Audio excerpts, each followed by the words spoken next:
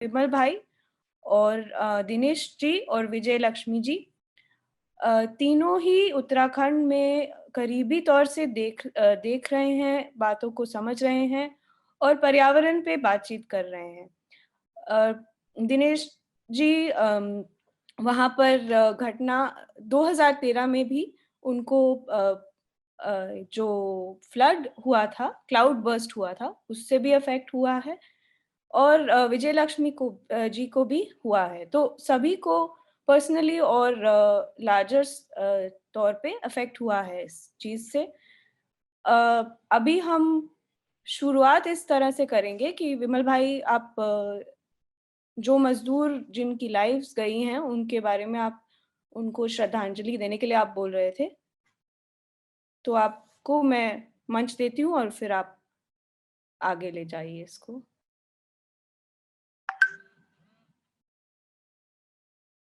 ना है वो 7 फरवरी की घटना अपने में बहुत हृदय विदारक रही। और ये बहुत कहा गया कि ग्लेशियर टूटा, ग्लेशियर ने ये करा, ग्लेशियर की वजह से हुआ। यानी पूरा ध्यान ग्लेशियर पे केंद्रित किया गया और ग्लेशियर को दोष दिया गया और फिर उसके बाद में आपदा आई है और लोगों की मदद की बात है और ऐसा कह के बहुत सब कुछ चला। दिनेश भाई ने भी फोन किया कि यहाँ पर बहुत से एनजीओ आकर के दाल चावल बांट रहे हैं वगैरह वगैरह। हमने मौके पे देखा तो इसकी बहुत अलग थी। मामला ग्लेशियर का नहीं है। अब आप आग के अंदर में अगर हाथ डालेंगे तो आपका हाथ जलेगा। तो ये ऋषि गंगा जो कि धौली गंगा की एक ट्रिब्यूटरी है और धौली गंगा अलकनंदा की ट्रिब्यूटरी है। कोई साथी मैप दिखाएगा क्या? ऊपर से यहाँ नजर आता होगा कि ऊपर से ऋषि गंगा आ रही है और धौली गंगा में मिलती है। जहां पर ऋषि गंगा और धौली गंगा मिलती है उसके थोड़ा ही ऊपर रैनी गांव है ऋषि गंगा में। और यहाँ पर ऋषि गंगा पावर प्रोजेक्ट जो कि 13.2 मेगावाट का है उसका पावर हाउस है। यानी पीछे कहीं नदी को एक टनल में बहुत बड़े पाइप में लिया गया और यहाँ पर पावर हाउस बनाया गया और यहाँ पर वो बिजली पैदा करने का है। रैनी गांव के लोगों का कहना है कि वो शुरू से इसका विरोध करते रहे क्योंकि इसकी 600 मीटर लंबी टनल की वजह से उनको बहुत नुकसान हुआ और आवाज उठाई मगर कोई सुनी नहीं गई। उनको जेलों की बात की गई, मुकदमे डाले गए, तमाम इस तरह की चीजें चली और ये परियोजना भी कई बार टूटी गिरी। इसके जो बनाने वाले थे उनकी मृत्यु भी हुई वहां पर, एक जो पहले थे। उसके बाद में ये परियोजना फिर किसी को दे दी गई और वो परियोजना एक के बाद एक किसी किसी के हाथ में आती गई और अब जिनके हाथ में थी वो पूरी तरीके से डिक्टेटर की तरीके से वहां पर कोई जा नहीं सकता। एक पूरा वहां पर बैरिकेड लगा के, बड़ा गेट लगा करके, कंपनी का अंदर में लोग हैं, बाहर आना, कोई गांव का व्यक्ति जाता है तो उसको रोक दिया जाता है कि नहीं आप नहीं आएंगे, एज इफ कि गांव के लोग अपने ही गांव में जाने से रोक दिए गए। तो ये वहां की बात है। हम जब थोड़ा नीचे आते हैं इसमें धौली गंगा में, धौली गंगा में नीचे आपको दिख रहा होगा एक तपोवन विष्णुघाट परियोजना का बैराज। पानी यहाँ पर पहुंचा और उसने तपोवन विष्णुघाट परियोजना के बांध को, क्योंकि उसके गेट बंद थे, ये बड़ी बात है कि वहां पर गेट बंद थे, गेट बंद करने का कोई औचित्य नहीं था। अगर आपको यानी कंपनी को ये मालूम है कि वो कितनी वनरेबल जगह पर है, कितने सेंसिटिव इलाके में है जहां पर कभी भी कुछ हो सकता है और लगातार हुआ है। 2013 की तो आपदा बहुत लोगों ने सुनी है, मैं डिटेल बाद में दूंगा और आपदाओं का। मगर कंपनी ने एक तो गेट बंद रखे, दूसरा उसके बाद में कहीं पर भी किसी तरीके के सुरक्षा मानकों का प्रयोग नहीं किया गया। दिनेश भाई और मैं कई जगह गए, टनल के अंदर में जो काम करते हैं उन लोगों को भी हम मिले जो अपने परिजन को ढूंढने आए थे, मगर वो कैमरे के सामने नहीं बोल पा रहे थे। उन्होंने कहा कि टनल के अंदर में कोई जो सेफ रूम होता है या फर्स्ट एड बॉक्स तक नहीं होता था इनके यहाँ। यानी कि सुरक्षा मापदंडों का पूरी तरीके से अवहेलना की गई। जो मजदूर अंदर गए, अब जो संख्या सरकार बता रही है और कंपनी बता रही है वो भी बहुत सीमित है। होता यह है कि जो छोटे छोटे ठेकेदार होते हैं जो छोटा काम करते हैं, जो शायद आसपास के लोग भी होंगे, वो लोग कोई रजिस्टर नहीं रखते। तो जो रजिस्टर्ड मजदूर है सिर्फ उनकी ही बात हो रही है। जो अनरजिस्टर्ड मजदूर है उनकी तो बात बिल्कुल गायब। अगर उसकी बात ठेकेदार भी बताएगा तो फिर वो पकड़ा जाएगा कि तुमने उनको रजिस्टर क्यों नहीं किया। तो इन तमाम मुद्दों के बीच के अंदर में हमने पाया कि जो टनल थी, जहां पर मेरी बैराज आप देख रहे हैं, तपोवन विष्णुघाट का बैराज, इस बैराज के पीछे से पानी आता है और राइट साइड के अंदर में वो इतना नहीं टकराता है और लेफ्ट साइड में जाता है। और लेफ्ट साइड के अंदर में जो डैम की टनल है उसके 4 गेट थे, उसमें घुसता है, क्योंकि वो बंद है। तो वहां पर जो बैराज के ऊपर लोग थे, आपने किसी वीडियो में देखा भी होगा कि लोग दौड़ रहे थे, वो नीचे गिरते हैं और उसमें बह जाकर वहीं अभी भी वहीं दफ, और फिर वो पानी आगे टनल के अंदर में चला जाता है। अब ये पानी नहीं है। तपोवन विष्णु घाट में तपोवन के लोगों ने भी एक केस डाला था नेशनल ग्रीन ट्राइब्यूनल के अंदर में कि मग डंपिंग सही नहीं हो रही। हम इस बात को बहुत शुरू से उठाते रहे, दिनेश भाई इसको और आगे बताएंगे व्यवस्थित।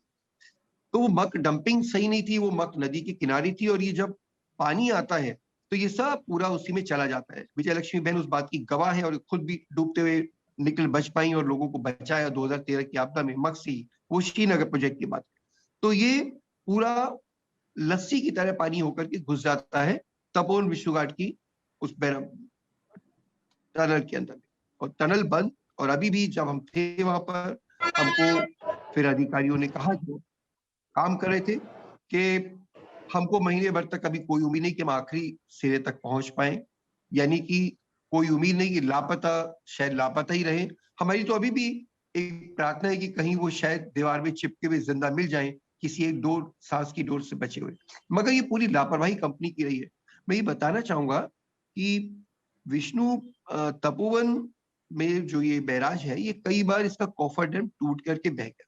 कॉफर डैम होता है मेन बांध बनाने के लिए, नदी को सूखा रखने के लिए एक कच्ची मिट्टी का थोड़ा सा एक स्ट्रक्चर बनाया जाता है, जिससे कि नदी को डाइवर्ट करते हैं। तो इतना कच्चा भी नहीं होता है, मगर वो कई बार बहा। उसके बाद में 2013 की आपदा में बहा। मतलब लगातार इंसिडेंट होते रहे। और इसी टनल के अंदर में टनल बोरिंग मशीन, जो कि 200 करोड़ रुपए की होती है, वो 2 बार फंसी, 2009 के अंदर में, उसके बाद ठीक करा गया 2016 के अंदर में, और अभी तो उसको स्क्रैप करके निकाला जा रहा है। ये पैसा हम ही लोगों का है। एनटीपीसी में पैसा, प्राइवेट भी पैसा जो होता है, साथी लोग जानते हैं कि प्राइवेट पैसा भी हमारे ही पैसा जो बैंकों में जमा होता है वो निकाल के दिया जाता है। तो एनटीपीसी का ये प्रोजेक्ट जो कि 2011 में पूरा होना था, आज तक पूरा ही नहीं हो पाया, और लगातार लगातार उसके अंदर में कहीं ना कहीं एनवायरमेंटल प्रॉब्लम आ रही है। टनल जो इन्होंने जोशीमठ के नीचे बनाई, अब आप ये देख रहे होंगे जहां ये भगवे रंग की लाइन हमने डाली है ब्लू के साथ, ये तो पानी ऊपर आपदा का आया है। और जो लाइनें ऊपर लिखा हुआ हमने दिखाया बैराजों का, वहां पर कहीं ऊपर में जोशीमठ का इलाका होता है। जोशीमठ एक डेब्रिस पर बसा हुआ पुराना एक पुराना शहर है, जो कि बहुत पुराने समय में बड़ी डेब्रिस आई थी और उस पर ये शहर बसा। अब 1979 के अंदर में यहाँ पर एक बनाने की योजना थी, मगर वो सड़क इसलिए नहीं बनाई गई क्योंकि एसडीएम का कहना था कि ये बहुत इलाका ऐसा है कि यहाँ पर विस्फोट नहीं करने होंगे। अब मजे की बात यह है कि 2009 के आसपास में नहीं, बल्कि थोड़ा पहले ही वहां पर बहुत बड़ा पानी का एक स्रोत निकला, और वो पानी विमल लगातार भाई, अभी एक तक छोटा निकल सा ही रहा है। रिक्वेस्ट है। ये माना जा रहा है। विमल भाई थोड़ा धीरे से बोलिए, क्योंकि काफी तकनीकी शब्द भी है ना, तो थोड़ा धीरे धीरे बोलिए प्लीज। हाँ हेलो। हाँ हेलो। हाँ, कंटिन्यू कीजिए। नहीं, मैं बस रिक्वेस्ट कर रही हूँ कि हाँ, बहुत फास्ट हो रहा है, तो थोड़ा सा स्लो प्लीज। अच्छा अच्छा, थैंक यू। तो ये माना जा रहा है कि जोशीमठ के नीचे पानी का कोई बहुत बड़ा जलाशय, जैसा अक्सर पहाड़ों में होता है कई जगह, तो वो खाली हो रहा है। तो इसके जियोलॉजिकल इफेक्ट क्या होंगे, ये अननोन। हमने इन दोनों घटनाओं पर छोटी वीडियोस बनाए हैं। मुझे लगता है कि मैं आगे पार्ट 1 आप दिखाएं, जिसमें कि ऋषि गंगा का पूरा जो प्रोजेक्ट है कैसे टूटा, और गांव के अंदर में अभी तो गांव भी बहुत खतरनाक स्थिति में है, क्योंकि वहां पे बड़ी दरार हमने देखी है, जो कि किसी भी भूकंप या किसी बड़ी परिस्थिति में गिर सकता है। दो एक बातें सिर्फ ऋषि गंगा प्रोजेक्ट के बारे में जोड़नी है लोगों की बात में लोगों का कहने कि हमको कोई राहत नहीं चाहिए। ये देश में हमारे पास भी फोन है कि राहत की जरूरत है, तो राहत की जरूरत अगर है तो मजदूरों के लिए होगी, उसके लिए आगे क्या किया जा सकता है उस पर बात होगी, मगर वहां के लोगों को राहत की जरूरत नहीं है, उन्होंने खुद कहा भी है। तो साथ ही वो वीडियो पहले वाला चलाएंगे।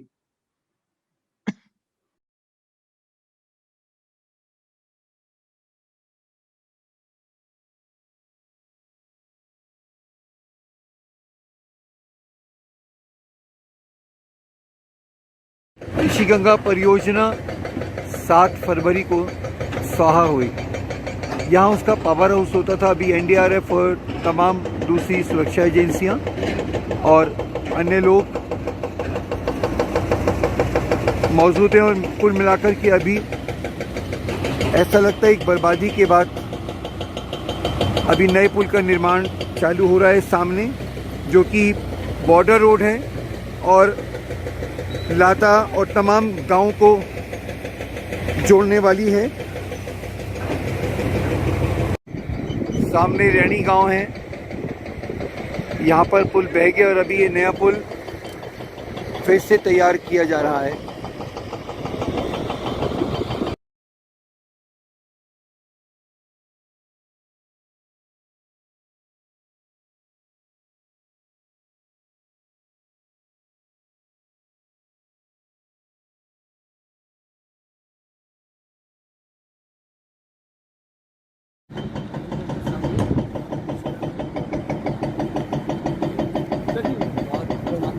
जब हम ये रेणी गौरा देवी का गांव है, यहाँ पे यहाँ से चिपको आंदोलन शुरू हुआ था, तो हम यहाँ पे जो है आज इस ऋषिगंगा प्रोजेक्ट को नहीं चाहते हैं ये फिर यहाँ पे चालू किया जाए, और हमारी मांग है कि हमको सरकार के द्वारा जो है विस्थापन दिया जाए, और ये जो राहत यहाँ पे दिया जा रहा इस राहत को हम नहीं चाहते हैं, लेकिन नहीं दिया जाए।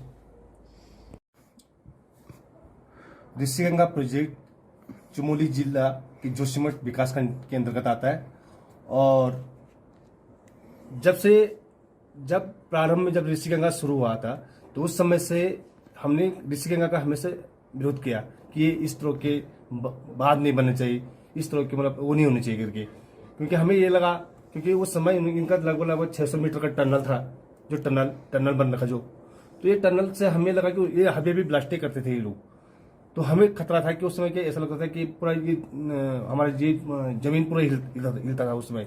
तो हम लोगों ने कई बार विरोध किया, एप्लीकेशन दिया, प्रशासन को दिया कि हमें ऋषिगंगा से बहुत खतरा है, हम कहीं शिफ्ट कर दो गिर के, तो कई बार हमने मांगे उठाई, लेकिन किसी ने नहीं सुना। मुकदमा किया, लेकिन कंपनी ने सोचा कि इनको हमको डराने के लिए उल्टा हम लोगों पर एफआईआर किया, जैसे मेरे भी कर रखा भाषा को एफआईआर किया था उन्होंने कि इनकी आवाजों को बंद किया जाएगा, और तो उन्होंने खुला नहीं था, छोटा वाला गेट नहीं खुल पाया, और भगदड़ में कोई शायद हो सकता है कि कई लोग वहीं पे दबे होंगे। सर प्रोजेक्ट से हमें आज तक कोई मतलब ऐसा नहीं है कि मतलब कोई फायदा हुआ होगा, और इतनी बड़ी कंपनियां आज लगभग 52-53 परिवार हम यहाँ पे रहते हैं, तो उस कंपनी में लगभग हमारे गांव से 2 आदमी इस प्रोजेक्ट में काम करते थे, तो मैं प्रोजेक्ट से हमें क्या फायदा? कुछ भी फायदा नहीं है। भाई प्रोजेक्ट रहेगा, प्रोजेक्ट हमें काम देगा, नौकरियां देगा, तब जाकर हमें फायदा है। जब हमने नौकरी के लिए बाहर ही जाना है तो हमें प्रोजेक्ट से क्या फायदा है? इससे बड़े ना बने। तो अब हम चाहते कि बात तो बने नहीं, आज बात नहीं होता वहां तो इतने लोगों की कैजुअलिटी नहीं होती।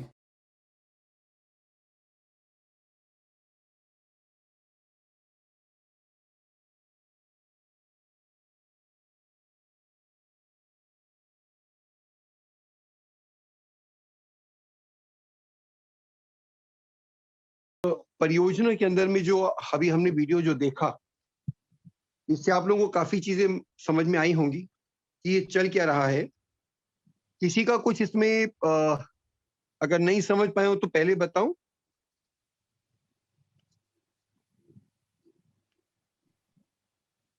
हेलो।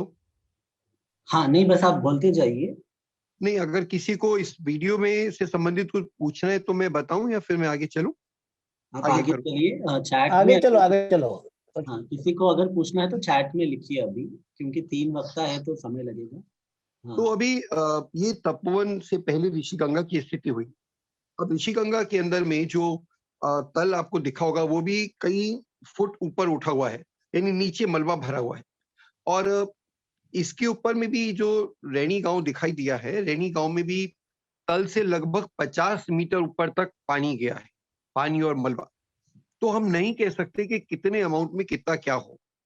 मोहन भाई ने एक बात और कही थी, सोहन भाई ने, कि ऐसा भी होता था कि पानी आता था, पहले तो हमको मालूम पड़ता था कि नदी में पानी बढ़ रहा है, घट रहा है, तो हम सजग हो जाते कि ग्लेशियर आ रहा है।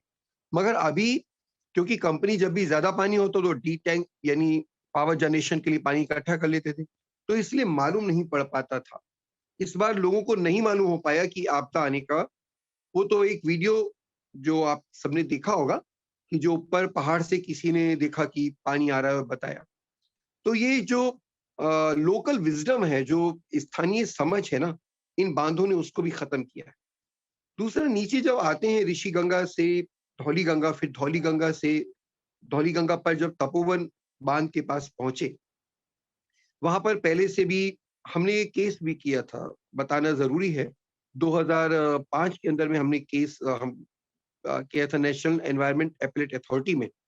पहले एनजीटी से पहले वही हुआ करती थी, और वहां पर जज साहब ने ये कहकर के हमारा केस डिसमिस कर दिया कि भाई अभी अभी आप बहुत देर में आए हैं, यानी 90 डेज के अंदर में हमें पहुंचना होता है, और उन्होंने कहा नहीं, आप 90 दिन के बाद आए। मुझे आज तपोवन की लोगों की जो हत्या हुई है, मैं कहूंगा ये हत्या जो है, इसके दोषी सुप्रीम कोर्ट के जज साहब भी नजर आते हैं, और नेशनल एनवायरमेंट एपेलेट अथॉरिटी के उस समय के जज, शायद वो मिस्टर आनंद या क्या थे, वो भी याद आते हैं। अगर वो केस लेते तो जो मुद्दे हमने उठाए थे, इकोलॉजिकल उठाए थे, एनवायरमेंटल उठाए थे, हमने हाइड्रोलॉजी के इश्यूज उठाए थे, उन सब मुद्दों पे बात होती तो शायद कुछ हो पाता और ये त्रासदियां शायद रुक पाती।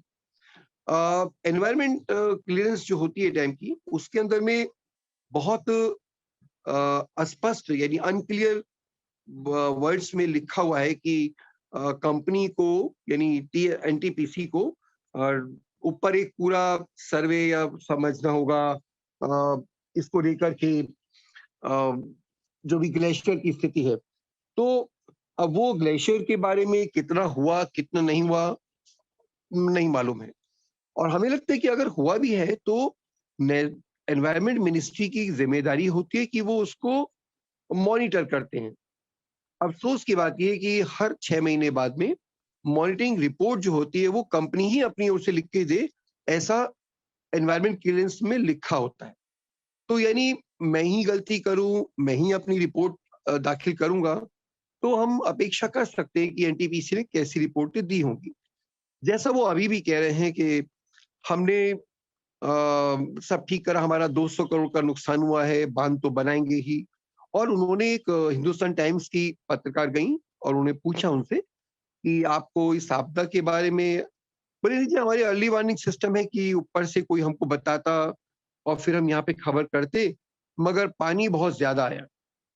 तो ये दो बात बताती है कि एनटीपीसी ने, एनवायरमेंट मिनिस्ट्री ने इस ओर बिल्कुल ध्यान नहीं दिया कि कितना पानी आ सकता है।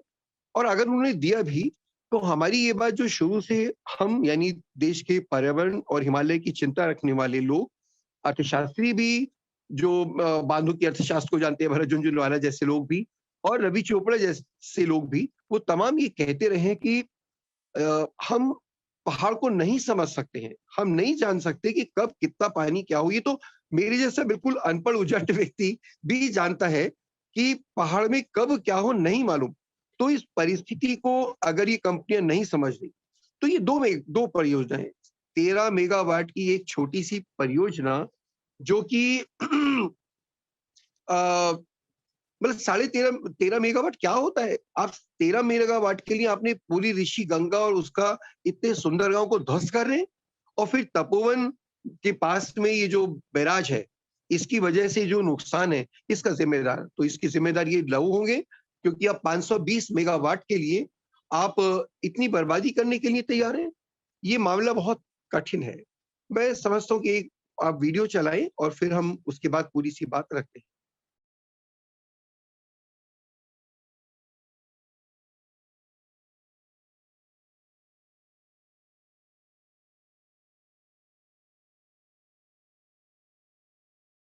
सोलह फरवरी आज 9वां दिन है। 7 फरवरी को यहीं पर सैकड़ों लोग लापता हुए, कितनों की लाशें मिली। लापताओं के लिए अभी भी प्रार्थना है। तपोवन विष्णु घाट का तपोवन गांव में स्थित तपोवन बैराज, अगर बैराज ना होता तो पानी आता और निकल जाता। ये मृत्यु के बैराज, हत्या के बांध।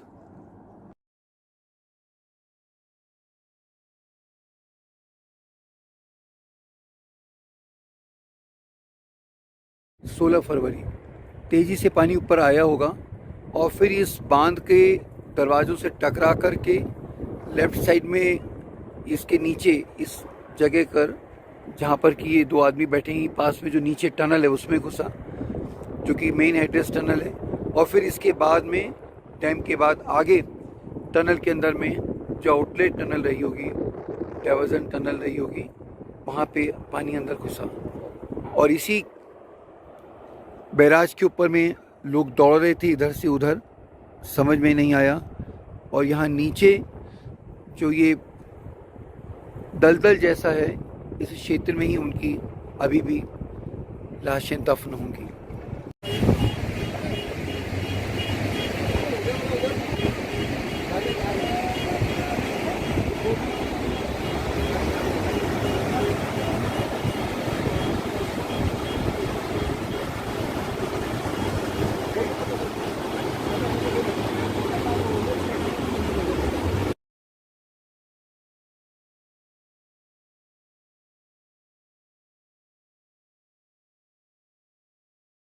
धौली गंगा जो 7 तारीख के को आई थी और यहाँ पे अपने बहाव से उसने यहाँ पर रोक करके फिर इस अलकनंदा को रोक करके इस तरफ भी अपना मलबा को फैला दिया।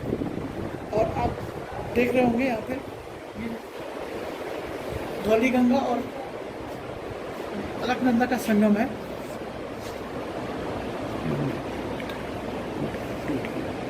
ये मंदिर वो भी टूट गया और ये योगा सेंटर बनाया था, ये भी टूट गया है। अलकनंदा नदी मारवाड़ी के पास में जल स्तर लगभग 30 फीट ऊपर उठा था 7 फरवरी को आई धौली गंगा की आपदा के बाद में। ये दिखाई दे रहा है यहाँ पर।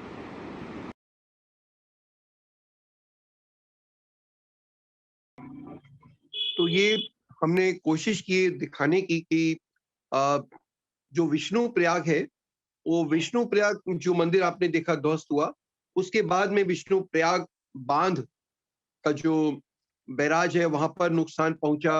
और उसके नीचे फिर ये पहले वाले नक्शे में आपने अगर ध्यान दिया हो, उसके नीचे फिर तपोवन विष्णु घाट परियोजना का पावर हाउस आता है, वो भी मलबे से भरा।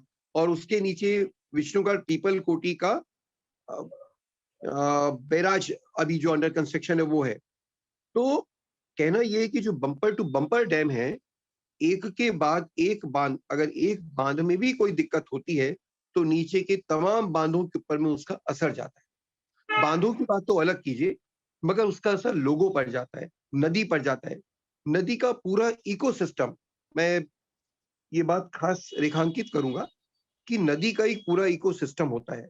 ये एनवायरमेंटल डिग्रेडेशन से अलग जो अभी हम आजकल फ्लो के एनवायरमेंटल फ्लो की बात बहुत चलाई जा रही है, मैं तो उसको बहुत बिल्कुल बकवास मानता हूं मैं।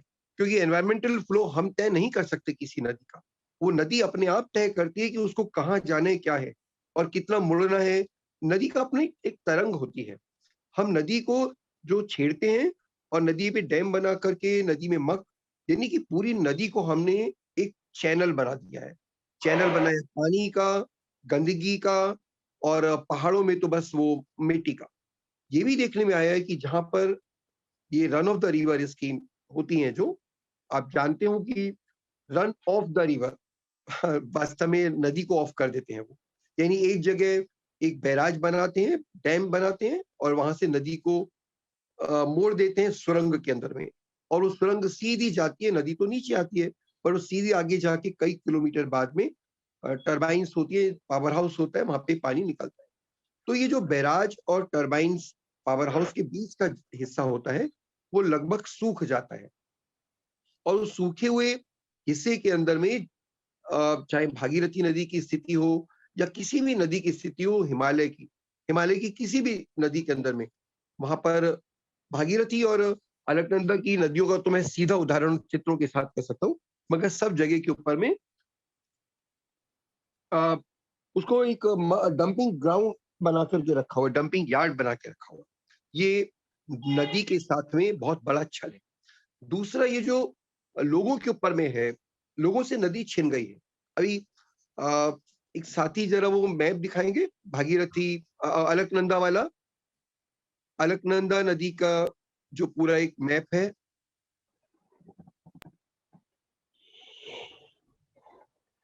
यही दिखा दीजिए।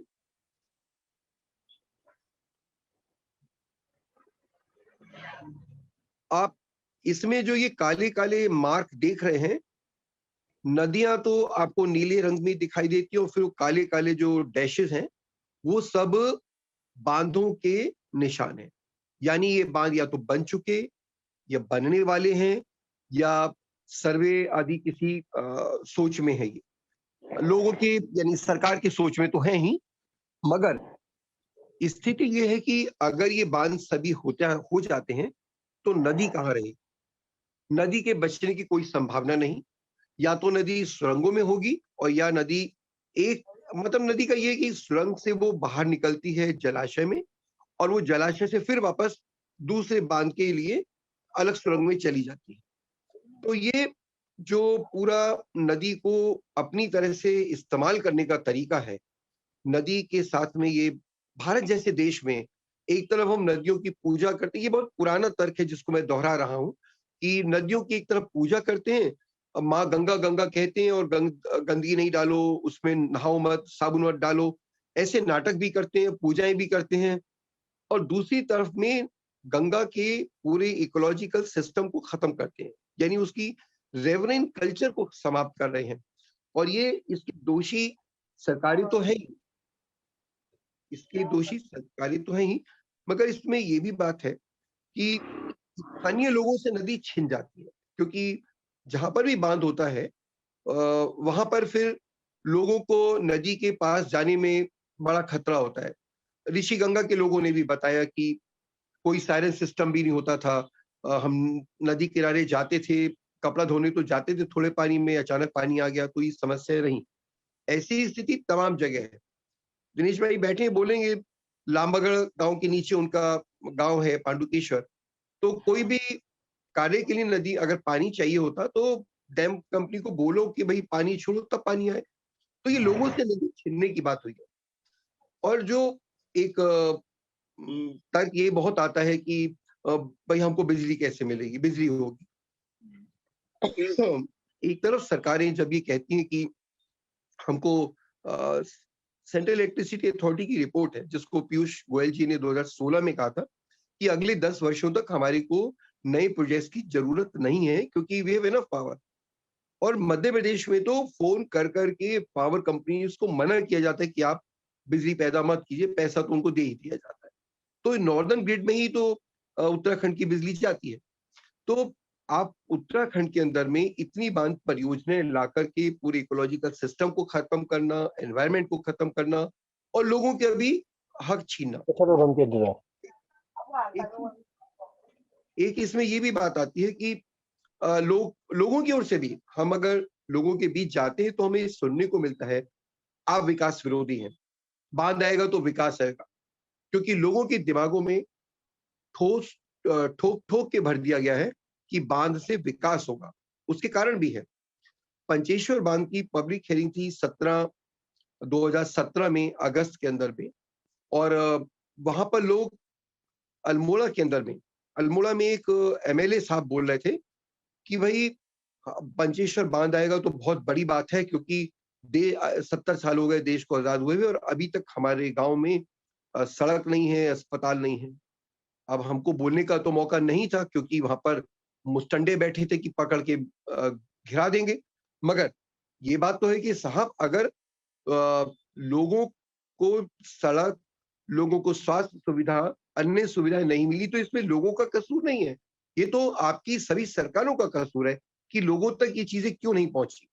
अब बांध आएगा तभी ये चीजें आएंगी, ऐसा लोग मानते हैं। मैं रोजगार की बात भी जोड़ूंगा।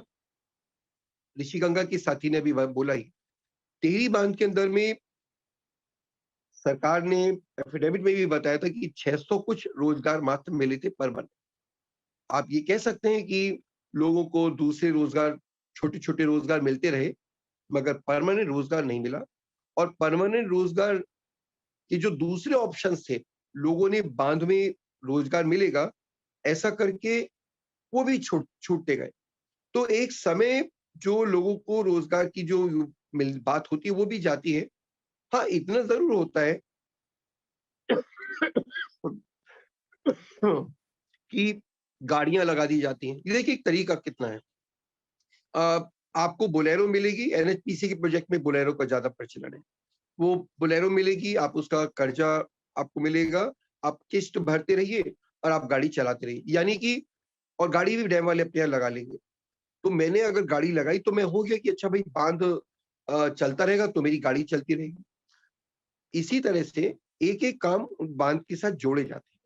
विष्णु प्रयाग बांध जब 2013 में टूटा, जिसको कि हमने रिवील किया, कंपनी वालों ने कहा नहीं हुआ, मगर वो बांध टूटा तो लोगों ने मैं फिर दिनेश भाई का जिक्र करूंगा, वो इस बात को कहेंगे कि हम मूर्ख बने। और वहां पे गांव के लोगों को कंपनी समझाने में सफल रही कि अगर हम बंद हो गए तो फिर तुमको पैसा कौन देगा। तो और इसके अंदर में वहां के स्थानीय जनप्रतिनिधि भी इसमें शामिल थे और वो लाखों का ठेके को कैसे कम कराना, ये सब हुआ। मगर इतना जरूर है कि इतनी काली, भयावह और नकारात्मक परिस्थिति के बावजूद हम ये जरूर कहेंगे कि अगर हम लड़ते हैं तो कुछ हमारे हाथ आता है। हमने जैसे श्रीनगर परियोजना में नुकसान हुआ, विजय लक्ष्मी बहन है, मैं प्रेम वल्लभ काला जी को याद करूंगा, फर्स्ट पेटिशनर वो थे। और ये होकर के हम लोग केस जीते, एनजीटी में अभी सुप्रीम कोर्ट में चल ही रहा है। और विष्णु प्रयाग बांध पे भी जो मक डंपिंग का केस किया तो उसमें कंपनी को कुछ कुछ करना पड़ा, लोगों को ठेके वेके देने पड़े, ऐसा अलग जगह पे होता है। देवसारी बांध अभी रुका ही पड़ा है और तमाम एफर्ट्स के कहीं ना कहीं रिजल्ट तो आते ही हैं। कोटी बिल 1B जो भरत झुनझुनवाला जी के साथ हमने केस में किया, एनईए के केस के अंदर में वो बंद हुआ। नेशनल एनवायरमेंट अपीलेट अथॉरिटी ने जो ये मैं कहूँगा नालायकी की तपोवन विष्णु घाट परियोजना के समय में, मगर लोहारी नागपाला का केस को हम चैलेंज कर पाए तो आज नेशनल ग्रीन ट्रिब्यूनल बना। नेशनल ग्रीन ट्रिब्यूनल से भी बहुत चीजें मिली हैं, अब डिपेंड करते हैं कि जज साहब कैसे हैं, तो वो नीचे ऊपर होती है। मैं ये जरूर जोड़ना चाहूंगा कि सुप्रीम कोर्ट ने 2013 में 13 अगस्त को सुओ मोटो लेकर के एक आदेश दिया कि भाई उत्तराखंड की तमाम परियोजनाओं पे केंद्र और राज्य की ओर से किसी भी तरह की कोई स्वीकृति नहीं देनी चाहिए, नहीं दी जाएगी। ये मोरेटोरियम जैसा लग गया। अब विष्णुघाट पीपल कोटी जो कि वर्ल्ड बैंक फंडेड है, वर्ल्ड बैंक अपने आप को बहुत एनवायरमेंट फ्रेंडली, पीपल फ्रेंडली बताता है, मगर चालाकियों का नमूना ये है कि फॉरेस्ट क्लियरेंस जो लास्ट फॉरेस्ट क्लियरेंस थी राज्य सरकार ने देनी थी, उनके लिए कहा गया कि हमने फॉरेस्ट क्लियरेंस दे दी गई और क्या कहा कि हमने सुप्रीम कोर्ट का आदेश मिलने से पहले उस पर साइन कर दिए गए। 13 अगस्त को ही, यानी 13 अगस्त को सुप्रीम कोर्ट एक तरफ मोरेटोरियम लगा रहा है, दूसरी तरफ इन्होंने स्वीकृति दे दी और उसको माना भी नहीं और वो परियोजना चालू। तो ये परियोजना को धक्का देने की बात हुई। विमल भाई मैं थोड़ा रैप अप करें क्योंकि सिर्फ 2 मिनट, सिर्फ 2 मिनट, सिर्फ ठीक 2 मिनट, जी जी सिर्फ 2। और उसके बाद पर्यावरण मंत्रालय को आदेश हुआ कि आप इसको पूरा एसेस करिए। तो पर्यावरण मंत्रालय की कमेटी बनाई रवि चोपड़ा जी की अध्यक्षता में। उस कमेटी ने गांव अलग अलग जगह जाकर के परिस्थितियां देखी और 23 परियोजनाओं को रोकने की बात थी जो कि WIA की रिपोर्ट में कही गई थी। हाँ, ये है कि पहले WIA और रुड़की यूनिवर्सिटी ने 2 स्टडी की थी गंगा बेसिन के ऊपर में। अब पर्यावरण मंत्रालय ने जो चालाकी की वो ये कि पूरे उत्तराखंड की बजाय सिर्फ गंगा वैली पर ये कमेटी बनाई। मैं कहूंगा सुप्रीम कोर्ट को दोबारा से दोषी मानते हुए कि सुप्रीम कोर्ट ने भी इस पे कोई संज्ञान नहीं लिया। उसने मंत्रालय को नहीं कहा कि आप 24 ये गंगा पर ही क्यों, दूसरी जगह पे क्यों नहीं कर रहे। और आज 2013 से हम 2021 में आ गए। हमारे सामने तपोवन में और ऋषिगंगा में लाशों के मलबे में लाशों के ढेर दबे पड़े हुए हैं और सर्वोच्च न्यायालय ने अभी तक सुनवाई नहीं की। रवि चोपड़ा जी जो समिति के अध्यक्ष उन्होंने अभी चिट्ठी लिखी है। मुझे अपेक्षा है कि सुप्रीम कोर्ट इस बात को तुरंत संज्ञान लेगा और राज्य सरकार इनके ऊपर क्रिमिनल ऑफेंस का केस दायर करेगी। अभी कई संगठनों ने भी इस बात को उठाना शुरू किया है। परिवर्तन पार्टी ने भी, उत्तराखंड परिवर्तन पार्टी ने भी मांग की है। CPIML वालों ने भी इस बात को कहा है। हमें खुशी है कि ये मुद्दा आगे बढ़ रहा है और बांध कंपनी अपनी घोड़े की चाल को रोकेंगे। हिमालय को हम कहीं तो बचा पाएंगे, नदियों को और लोगों को सुरक्षित रख पाएंगे। जिंदाबाद। जिंदाबाद विमल भाई, धन्यवाद। और आपने हमें काफ़ी सारी चीज़ें दी हैं समझने के लिए। ये चीज़ क्लियर है कि जो भी हो, जो बड़े बांध हैं उनके जो असर हैं पर्यावरण पे, इन समस्याओं में जो फ्लड हैं, बर्स्ट हैं, जो ये सारी प्राकृतिक समस्याओं में ये ज़्यादा खराब हो जाते हैं और लोगों पे और पर्यावरण पे बहुत ज़्यादा असर आ रहे हैं। तो विमल भाई का मैं छोटा-सा परिचय भी दे दूँ उन लोगों के लिए जो शायद उनसे पहली बार उनकी बात सुन रहे हैं। विमल भाई माटू जन संगठन के साथ हैं और उन्होंने अमन की पहल का एक इनिशिएटिव भी शुरू किया है। ये है आजकल जो कोविड के दौरान जो लोग अफ़ेक्टेड हैं, जिनको सपोर्ट नहीं है अभी, जो माइग्रेट कर रहे हैं, मतलब नंगे पैर चल के बहुत दूर-दूर तक जाना पड़ रहा है, उनको कुछ, उनके पास कुछ नहीं है, उनके लिए सपोर्ट कर रहे हैं।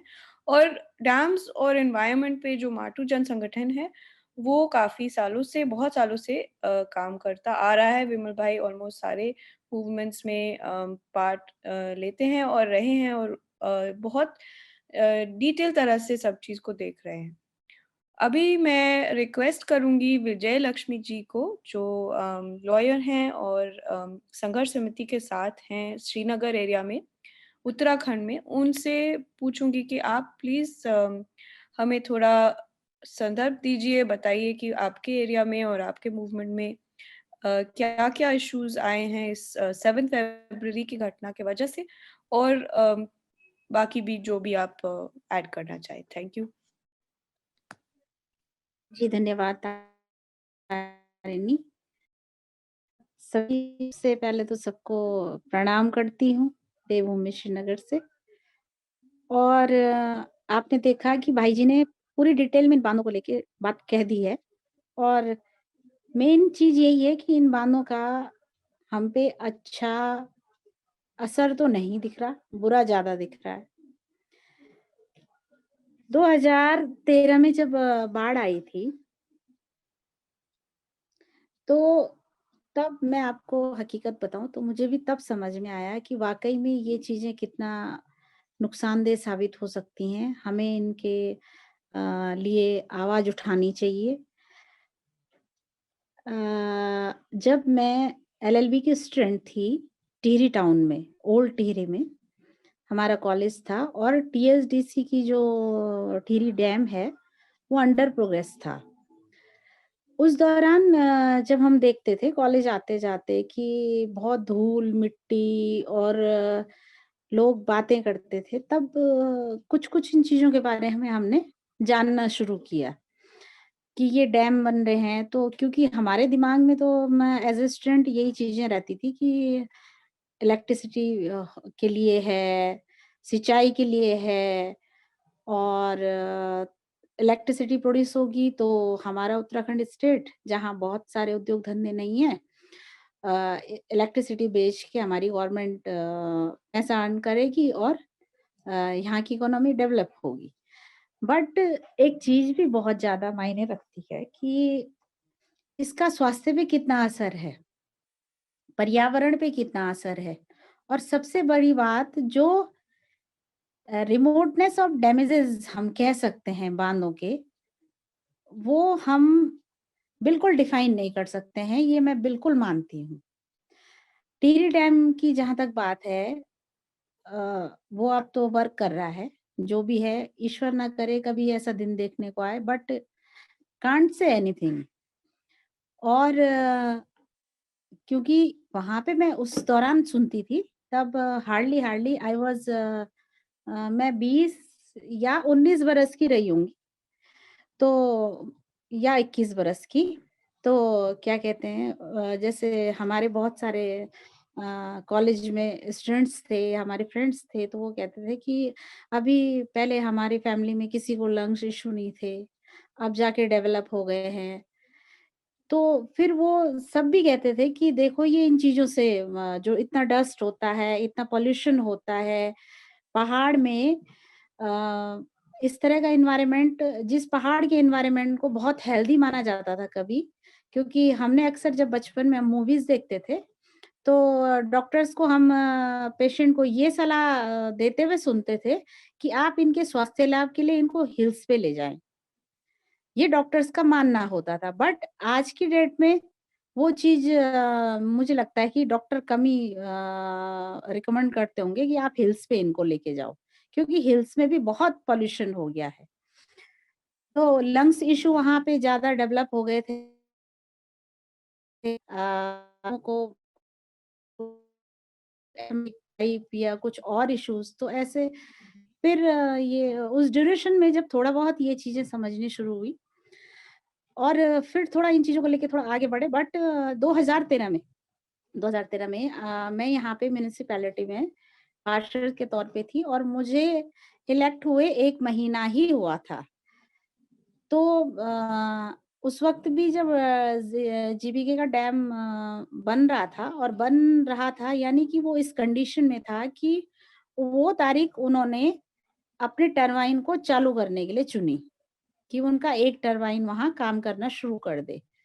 इसके लिए एक फुल्ली स्ट्रेटेजिकली, ये मुझे सारी चीजें बाद में पता लगी, उन्होंने अपने डैम के दरवाजे बंद करे, और चूंकि वो बरसात का सीजन होता है, जून जुलाई और ये महीने, जबकि पहाड़ों में बहुत बारिशें होती हैं, कभी कभी 2-3 दिन तक कंटिन्यू चलती हैं, कभी कभी इस तरह से होते रहते हैं, तो बारिश का मौसम होता है। तो उन्होंने अपने गेट के दरवाजे इसलिए कंटिन्यू बंद करे, क्योंकि उसके पीछे कुछ किलोमीटर पीछे जो धारी देवी का टेम्पल है, जो यहाँ की बहुत सिद्ध, क्योंकि ये उत्तराखंड देवभूमि है, हम यहाँ पे देवी देवताओं को बहुत मानते हैं, और मानेंगे भी क्यों नहीं, क्योंकि ईश्वर की देन से हम लोग हैं। तो वो जो यहाँ पे की अधिष्ठात्री देवी इस क्षेत्र की मानी जाती हैं, एक्चुअली उसको उठाने के लिए, मतलब उसकी जो प्राकृतिक शिला थी, नदी के बिल्कुल किनारे पे जो शिला थी जिसमें वो स्थापित थी, उसको उठाने के लिए, ताकि आज किसी की धार्मिक भावनाओं को भी कंपनी ने सोचा कि इस तरह से कुछ एक्टिविटीज ना हो जाएं कि धार्मिक भावनाओं को भी कुछ वो हो, और उन्होंने वो गेट के दरवाजे बंद किए, और उसको रातों रात, मतलब मिली भगत करके उसको उठा लिया। उसको उठा लिया तो उसके लिए उसके डैम के, उसकी टरबाइन को चालू होने के लिए जितना उसको वाटर चाहिए था, उतना उसने पूरा भर लिया। अब सडनली वो इतना बड़ा कारण हो गया कि उस वक्त तक भी हमको ये पता नहीं था कि वहां कोई ऐसी सिचुएशन उत्पन्न हुई है केदारनाथ जी के ऊपर। और जब उधर से आया 13 तारीख को, तो ना तो डैम अथॉरिटी ने कोई ऐसा एक्शन लिया कि वो लोगों को अवेयर कर पाए, प्रशासन को सचेत कर पाए कि इस तरह से होने वाला है, हम कितना रोक पाएंगे, कितना क्या कर पाएंगे। और उसने हमारे यहाँ श्री क्षेत्र में भी तबाही मचा के रख दी। इवन कि अभी मैं जिस रूम में बैठी हुई हूँ, ये मेरा घर है, और ये भी पूरा पानी से लबालब हो गया, क्योंकि पानी का ये थोड़ा सा प्लेन्स एरिया है, तो यहाँ पे पानी काफी फैल गया। और मतलब हम आपको अब क्या बताएं, वो पीड़ा फिर से 7 फरवरी को एक बार फिर से उसी मेंटल ट्रॉमा से गुजरे। और यानी कि 2:45 बजे रात 16 जून 2013 को हमें अपना घर छोड़ना पड़ा। रात को उस वक्त कंडीशन ऐसी थी कि लगातार बारिश के कारण यहाँ की जो लाइटनिंग सिस्टम है वो भी काफी डिस्टर्ब था। प्रॉपर लाइट्स नहीं थी, अंधेरा था, और कुछ ऐसे किसी की इमरजेंसी लाइट थी या कुछ ऐसे किसी के घर में इन्वर्टर्स लगे हुए थे, तो संभवतः वो थोड़ा काम कर रहे थे। लेकिन जैसे ही यहाँ पानी आया, फिर मतलब बहुत हम लोग इतने सकते में हो गए कि क्या करें, कहाँ जाएं। और उसके बाद तो फिर नेक्स्ट 17th सुबह को हमने देखा तो पूरा ये एरिया जो है जलमग्न हो रखा था, पूरा भरा हुआ था पानी से। उसके बाद हम लोग क्या कर सकते थे, जो चीज जैसे भी थे मानसिक रूप से बहुत परेशान हो गए थे। इवन कि हम लोग, मैं क्या बोलूं, रोए जा रहे थे बस कंटिन्यू। हम लोग रो रहे थे और रो रहे थे, मतलब क्या बोले, घर में खास तौर से इतने रिटायर्ड पर्सन जो तमाम उम्र अपनी क्या करता है, अपनी नौकरी करता है, दो दो पैसा बचाता है, अपना एक घर बनाता है सुकून से रहने के लिए। हमारे यहाँ काफी रिटायर्ड पर्सन रहते हैं, विमल भाई जी भी जानते थे। उन्हीं रिटायर्ड पर्सन में से एक हमारे स्वर्गीय आदरणीय, बहुत उनको काला जी, मतलब बहुत। तो ये चीज हुई। उसके बावजूद भी दोबारा से जब हमने देखा कि बहुत डैम में बहुत ज्यादा पानी, उसको ये हो गया कि कहीं डैम मेरा टूट ना जाए, दोबारा से उसने जब गेट खोले तो दोबारा से भी पानी भरा। 17th आई थिंक 17 की शाम को फिर से एक बार पूरा जलमग्न हुआ, फिर एक बार पूरा। और उसके बाद काफी एनडीआरएफ, एसडीआरएफ के तहत भी जो भी प्रशासन ने करना था, जितनी सहायता उपलब्ध करानी थी, बट क्या, वो चीजें तो वही होती हैं, ऊंट के मुंह में जीरा। और हमने भी बहुत प्रयास किए। मैंने एसडीएम को लगातार मौखिक रूप में भी बोला। मुझे अच्छे से याद है कि 2 जुलाई को यहाँ पे तहसील दिवस था, डीएम हमारे पौड़ी आ रखे थे। मैंने उनको रिटर्न में भी एक नगर पालिका के सभागार में, बल्कि उस दिन वो तहसील दिवस हुआ था आयोजित, और मैंने स्ट्रिक्टली उनको बोला था कि आप, इनकी क्रिमिनल लायबिलिटी है, आप डैम के ऊपर आप एक्शन लीजिए, आप उस पर केस करिए। बट उन्होंने मुझे पूरे उतने तहसील दिवस में पूरे विभागों के और जितने सभा रखे थे कि नहीं, उन्होंने साफ डिनाई कर दिया कि नहीं, डैम की कोई क्रिमिनल लायबिलिटी नहीं है, dam authority neat and clean है। कैसे नीट एंड क्लीन है? क्योंकि बाद में जब हम बहुत छानबीन करी, भाई जी का जब हमें सहयोग प्राप्त हुआ, और मैं वाकई में बहुत आभारी हूँ कि कभी वास्तव में अगर हमारे बौद्धिक स्तर को डेवलप करने के लिए, देखिए, केवल मैं ये बात सच कहूंगी कि डिग्री मेरे पास एलएलबी की है, मुझे पता है कि हमारे क्या, हमको संविधान ने अधिकार दे रखे हैं, वो सारी बातें हम कर लेते, बट हमारे क्या कर्तव्य हैं ये हमको वास्तव में समझ में आया कि हमको किन मुद्दों पे काम करना चाहिए। क्योंकि रिमोटनेस ऑफ डैमेजेस हम तभी आंक सकते हैं कि दीर्घकालीन किसी चीज के दुष्परिणाम, किसी ऐसे कृत्य के, किसी ऐसे एक्ट के दुष्परिणाम जो हमारे आने वाली पीढ़ियों तक भी सबको पीड़ा ही देते रहे, उसके लिए हमें अभी से भी आवाज उठा के रखनी चाहिए। और मतलब उसके अगेंस्ट हमको, उनको रोकने के लिए हमको अपने कदम आगे बढ़ाने चाहिए। तो बिमल भाई जी की मैं बहुत थैंकफुल हूँ, एंड हमेशा रहूंगी मैं अपने लाइफ टाइम तक। फिर आपसे जब परिचय हुआ, आपने इस तरह से बोला, फिर हम लोगों ने इससे पहले एक कमेटी बनाई, और सभी लोगों ने मिलके जो 86 यानी कि 86 यहाँ पे जो मकान थे पूरी तरह से, 86 तो जो भवन स्वामी थे, मतलब जो वो थे, और उनके किराएदार और थे। तो इतने सारे लोगों ने, हमने बहुत मूवमेंट किया, कभी हमने नारेबाजी भी करी और ये सब भी करी, बट वो सब नाकाफी था, क्योंकि प्रशासन का भी फिर वही है। और एक दिन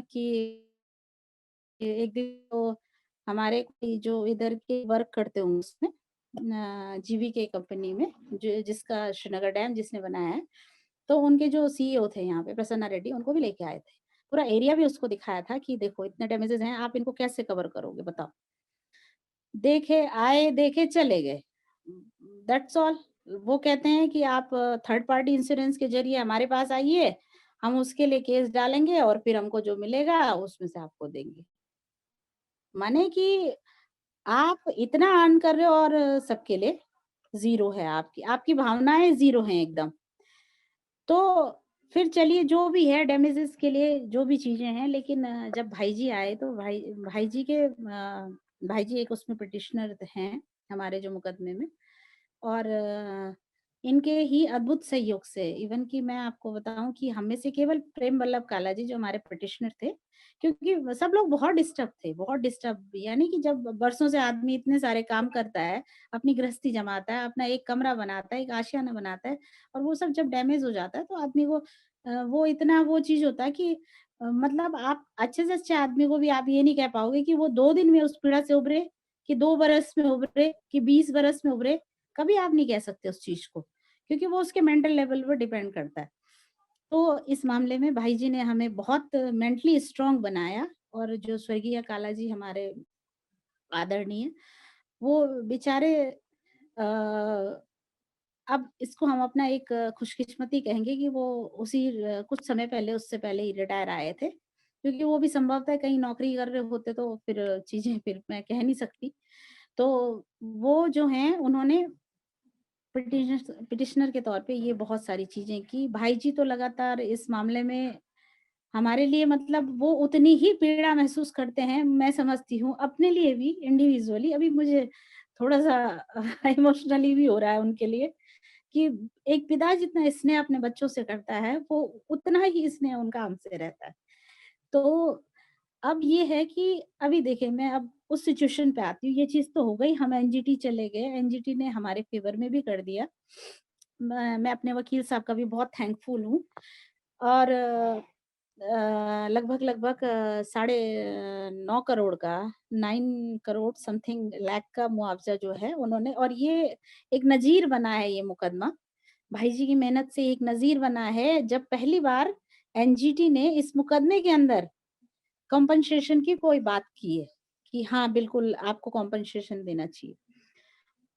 अब 7 फरवरी की मैं बात कहूँ, सुबह 10:30 बजे की बात, सेम सेम फीलिंग, जो 13 जून वाली फीलिंग थी, सॉरी 16 जून वाली जो फीलिंग थी, उस दिन भी संडे था।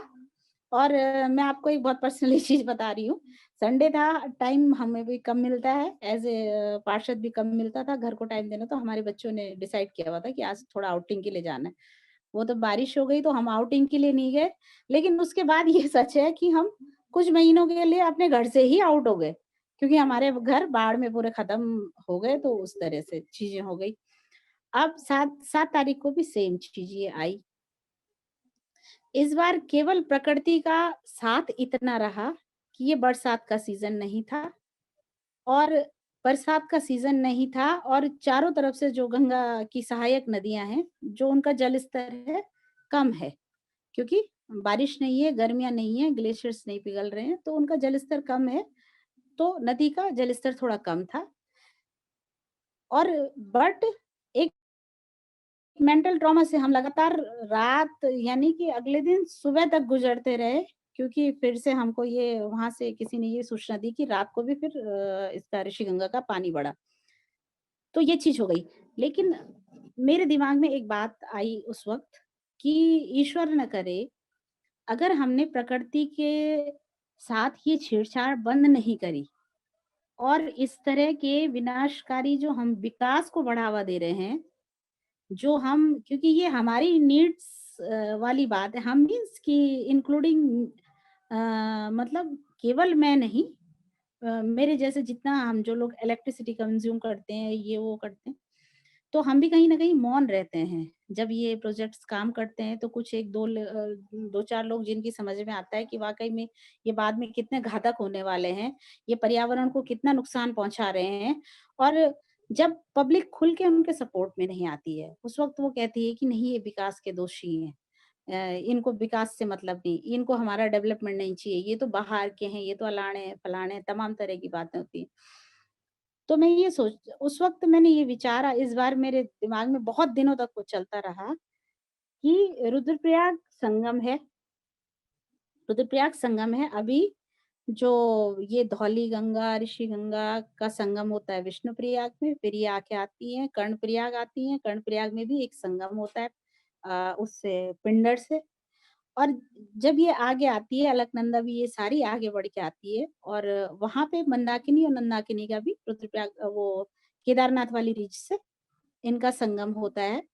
तो कभी भगवान बद्री विशाल ऐसे ना करें और केदारनाथ जी की हम पे कृपा बनी रहे, बट बरसात का सीजन हो और ये सारे बारिशें मतलब बारिश बहुत आ रही है और इनका बहुत फ्लो है सभी नदियों का चारों तरफ से अमूमन जैसे होता है।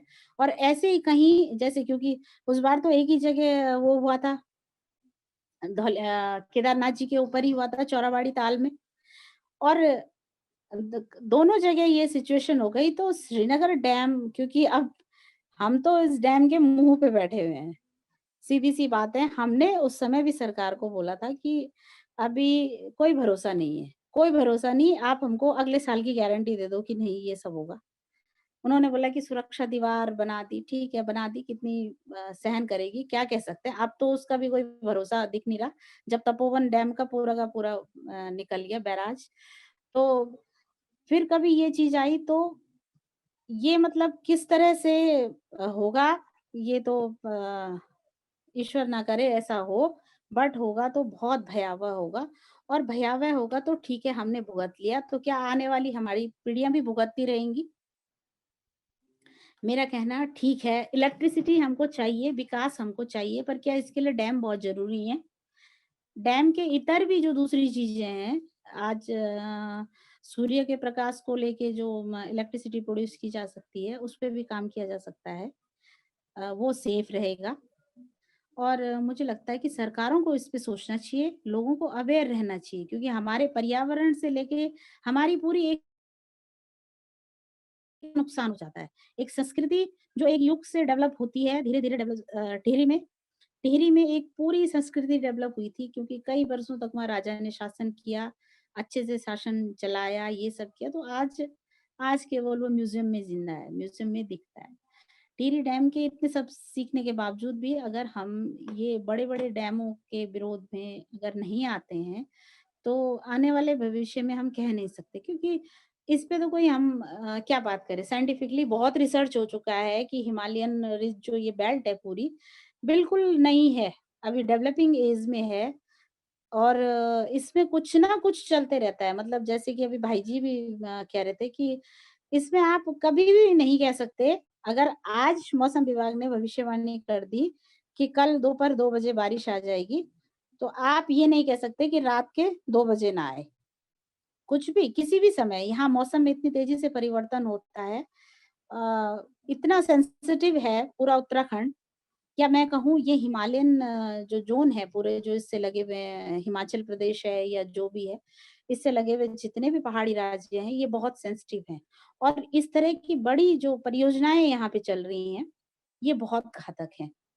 और ये आप देखें तो ये रैणी गाँव की जो रैणी गाँव आज जो स्थिति को भुगत रहा है, बहुत बुरा लग रहा है, क्योंकि उस रैणी गाँव की एक महिला गौरा देवी जी, जिन्होंने चिपको आंदोलन शुरू किया, जिनको उस वक़्त भी इतनी समझ थी, मैं नहीं जानती वो कितनी पढ़ी-लिखी थी, बट वो जानती थी कि हमको प्रकृति के साथ किस तरह से रहना है। और उन्होंने अपने एक मूवमेंट चलाया, औरतें पेड़ों से चिपक गई। क्यों चिपक गई? क्योंकि हमको अपने पर्यावरण को बचा के रखना है। तो उनका जो सेंस था उस वक़्त, आप कह सकते हैं कि हमसे भी, मेरे पास डिग्रियाँ होते हुए भी उतना हाई सेंस नहीं है, उतना मेरा मेंटल लेवल प्रकृति के प्रति उतना ऊँचा नहीं सोचता है जितना उनका सोचता था। और जब वो उस समय में वो हमको इस चीज़ों के बारे में चेता सकते हैं, बता सकते हैं, तो हम लोग क्यों नहीं इन चीज़ों में सचेत सचेत रहते हैं? हम अपनी मौत को खुद न्योता देते हैं और फिर क्या मतलब सरकारें जब कुछ इस तरह से हमको कन्विंस करने की कोशिश करती हैं कि नहीं ये काम बहुत आवश्यक है इस तरह से, और ये तो सब जानते हैं कि बड़े-बड़े जो ये प्रोजेक्ट्स बनाएँगे, वो पूंजीपति हैं, उनके लिए लाइफ क्या मैटर करेगी, पैसा मैटर करता है।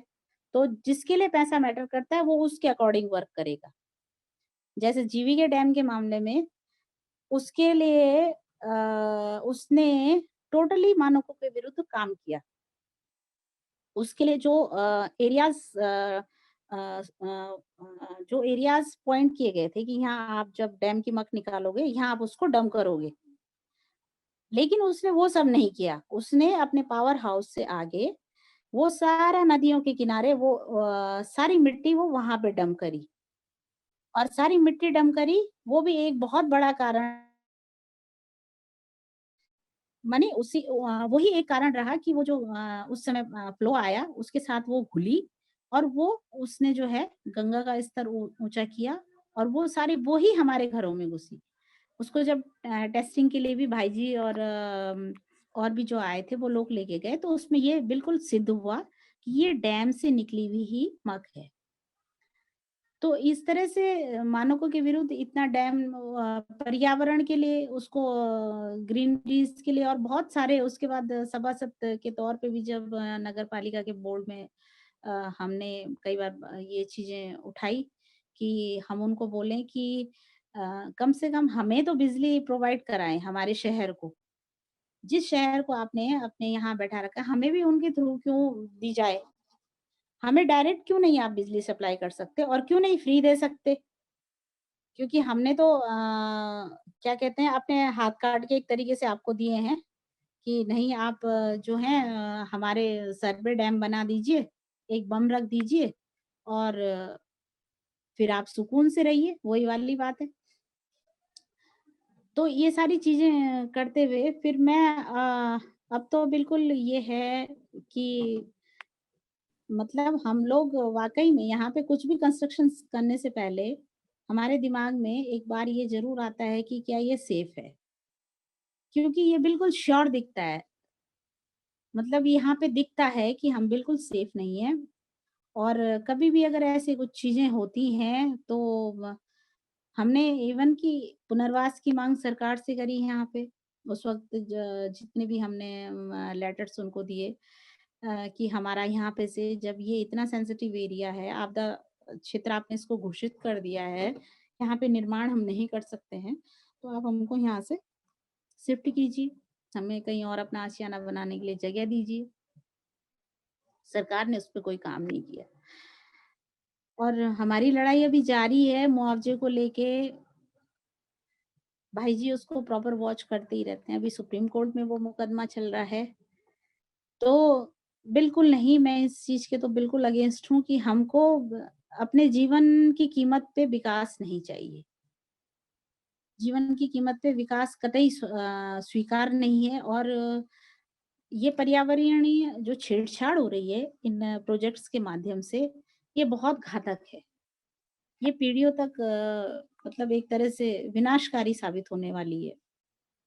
जी।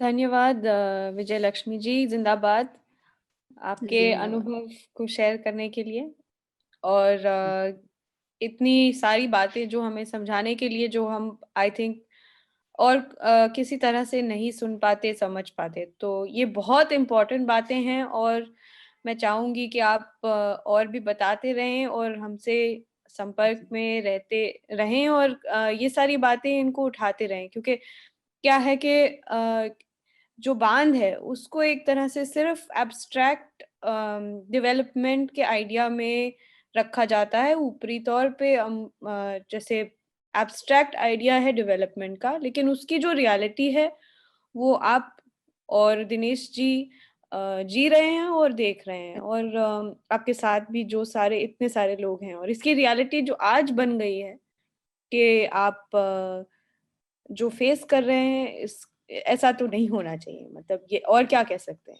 तो दिनेश जी, आप प्लीज अपनी बात रखिए। हम आपका मैं थोड़ा परिचय दे देती हूँ।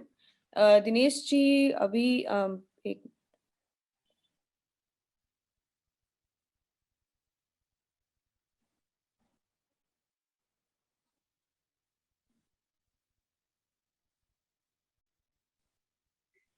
हाँ जी, आप अलकनंदा नदी के किनारे पांडुकेश्वर गांव में रहते हैं और विष्णुप्रयाग बांध के नीचे हैं और 2013 में जो आपदा आई थी उससे बहुत अफेक्टेड हैं।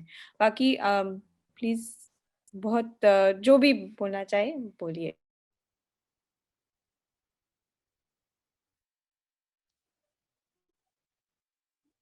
दिनेश जी, आपका माइक ऑफ है, माइक ऑन कर दीजिए। Mic on.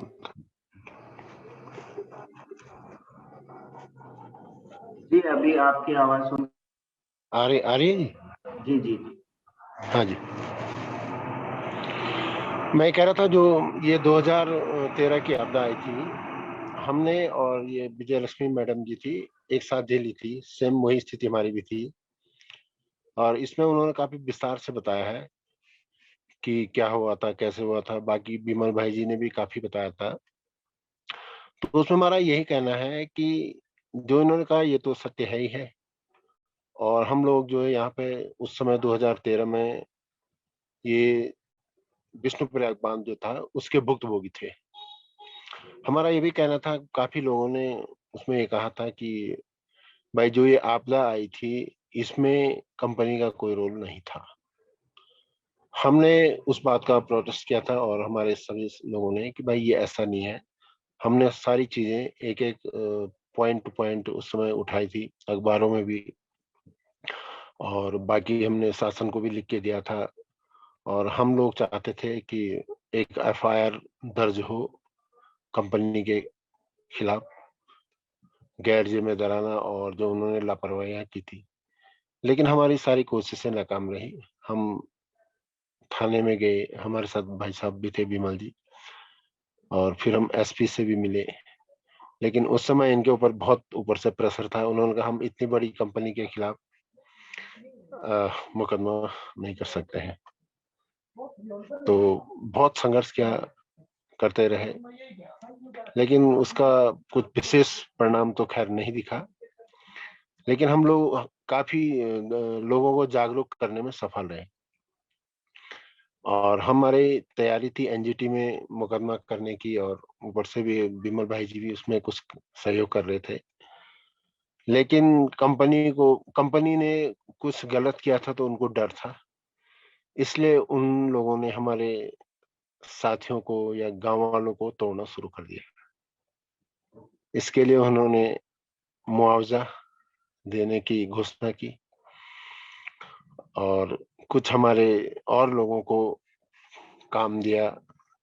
नदी के किनारे तटबंध बनाने का, आरसीसी तटबंध बनाने के उन्होंने करोड़ों रुपए खर्च किए, और उसमें मुआवजे में भी उन्होंने करोड़ों रुपए खर्च किए। तो ये सब उन्होंने इसलिए किया है कि मैं समझता हूँ कि उनको भय था कि अगर ये मामला कोर्ट में चला जाता है तो वहां पे उनकी हार सुनिश्चित थी। तो हमारे लोग शायद नहीं समझ पाए होंगे और उन लोगों को लगा होगा कि भाई अभी हमें तत्काल मिल रहा है, इसको ले लेते हैं, बाद में क्या गारंटी है कि कुछ मिलेगा। तो इस वजह से उस वाले मामले में हम लोग थोड़ा सा पिछड़ गए थे। तो हम लोगों का जो विरोध था सभी मित्र मंडली का, उसकी वजह से उन लोगों ने उसके बाद, उससे पहले क्या था कि जो उन्होंने जब टनल बोरिंग किया था तो उसमें उस बांध से नीचे 2-3 नाले आते हैं, बड़े से नाले आते हैं, वहां पे इन लोगों ने अपने एडिट बनाए थे। और उस समय तो हमें अच्छी तरह याद, हम छोटे भी थे और देखते भी थे कि वो जो भी मलबा निकालते थे सारा वो नालों के आसपास उड़ेल देते थे। और कोई उस समय इतनी जागरूकता भी नहीं थी, और अखबार में भी बहुत कम छप पाता था। और जो पत्रकार बंधु होते थे इतने शायद विज्ञ नहीं थे, या पता नहीं कुछ हो सकता है। तो उन लोगों ने ये सब जगह जगह डंपिंग करना शुरू कर दिया। हालांकि गांव वालों ने आवाजें भी उठाई थी जो कि भाई ये मलबा अगर हमारे, जैसे एक नाला पड़ता है हमारे पांडुकेश्वर गांव के जस्ट ऊपर विष्णु नाला है, वहां पे भी एडिट है, उन लोगों ने सारा मक जो है वहां डैम कर दिया था। तो हमारे गांव वाले थोड़ा जागरूक रहे, उन्होंने काफी आंदोलन किया था उस समय कि भाई ये हटाओ हटाओ। तो प्रशासन ने इतना साथ तो नहीं दिया, लेकिन फिर भी तब उन्होंने अपने डंपर और मशीनें लगा के थोड़ा थोड़ा उसको दिखाने के लिए मक हटाया था, पूरा नहीं, थोड़ा बहुत हटाया था। वो आज के डेट में भी वहां पड़ा हुआ है। वो तो ऊपर वाले की कृपा है कि उस नाले में आज तक कभी बादल नहीं फटा, और भगवान न करे कभी अगर ऐसा हो जाता है तो शायद हमारा गांव नहीं रह पाएगा। ये आज भी हम कहते हैं और ये सत्य होगा। इसी तरह उन्होंने पीछे लामबगड़ नाले में भी एडिट था, वहां भी बहुत मलबा डाला था। उसके फलस्वरूप 2-3 बार वहां पे बीआरओ की सड़क बह गई थी। वो मलबा कभी बारिश में आ जाता था, उसको भी उन्होंने नजरअंदाज किया। गांव वाले हालांकि धीरे धीरे इस चीज को समझने लगे कि हाँ, ये जो लोग आवाजें उठाते थे ये सत्य था। उसमें कई हमारे लोग ऐसे जो विपक्ष उस टाइप के होते हैं कि उन्होंने कहा नहीं, ये लोग कंपनी का विरोध कर रहे हैं, ये राष्ट्र विरोधी हैं, ऐसे हैं वैसे हैं। और ये बहुत कुछ कोशिश की इन्होंने। तो इसमें हमारे लोगों ने बहुत अच्छा साथ नहीं दिया, नहीं तो हम कंपनी को खींचते अच्छी तरह से और शायद गांव वालों का भी फायदा होता।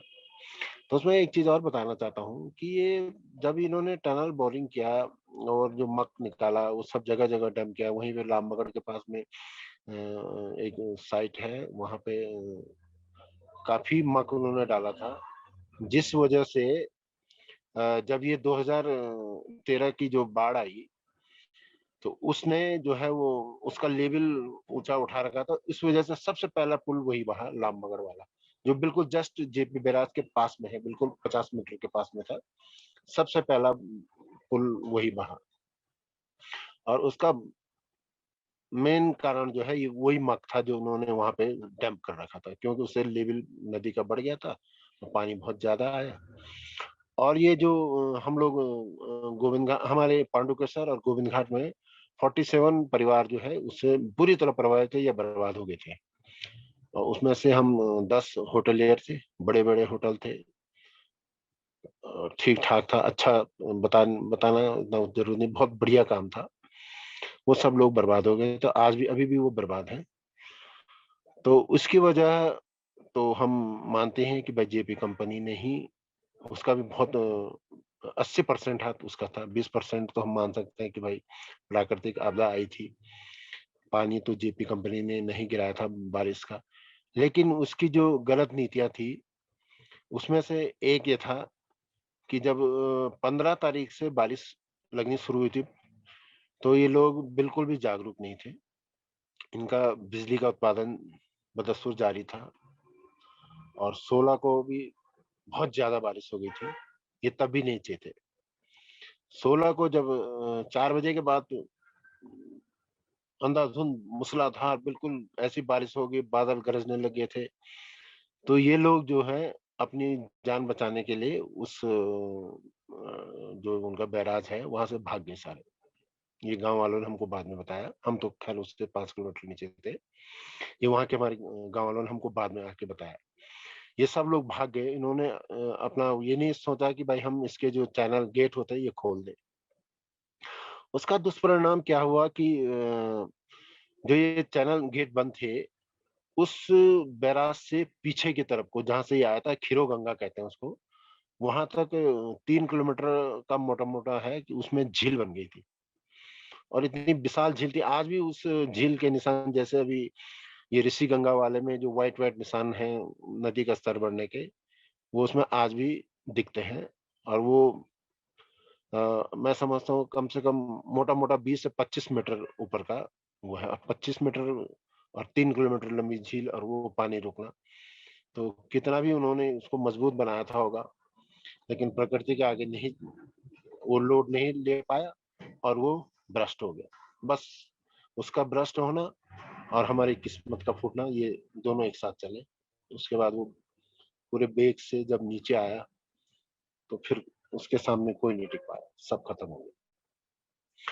कई लोगों ने, हमारे कुछ लोग थे या किसी औरों ने भी बताया कि भाई ये विष्णुप्रयाग बांध वो बैराज नहीं होता तो आज हमारा गांव नहीं होता, जो उसके नीचे गोविंद घाट है, पांडुकेश्वर है, पिनोला है। तो ये उन लोगों ने प्रचारित किया, ये कंपनी की तरफ से प्रचारित किया गया। जब हम लोग मुकदमे की तैयारी कर रहे थे उस दौरान उन्होंने ये प्रचार किया, लेकिन हम उनको हमने बताया भी, और फिर भी हम बताते रहते हैं उनको कि ये उन लोगों ने प्रचार किया था, ऐसा कुछ नहीं था।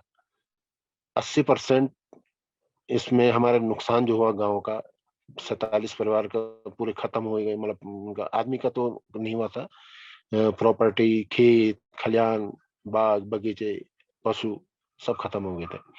उसमें उसका बहुत बड़ा हाथ था। और आगे हमने चाहा था कि हम लड़ें, इसको मुकदमे ले जाएं आगे, लेकिन उन लोगों ने हमारे लोगों को तोड़ा। जो आज हमने उसमें उन लोगों को पैरवी करने के लिए तैयार किया था कि भाई हम ऐसा करेंगे वैसा करेंगे, ये सब उन लोगों ने मुआवजा प्लस वो वहाँ पे नदी के किनारे तटबंध, अगर हम ये कहते हैं कि अगर उन्होंने कुछ किया नहीं था तो उनको मुआवजा देने की आवश्यकता क्या थी, या तटबंध बनाने जिसमें उन्होंने करोड़ों रुपया लगाया था उसकी आवश्यकता भी नहीं थी उनको, लेकिन उन्होंने गलत किया था तो उन्होंने उसको दबाने के लिए ये सब किया, ये हम समझते हैं।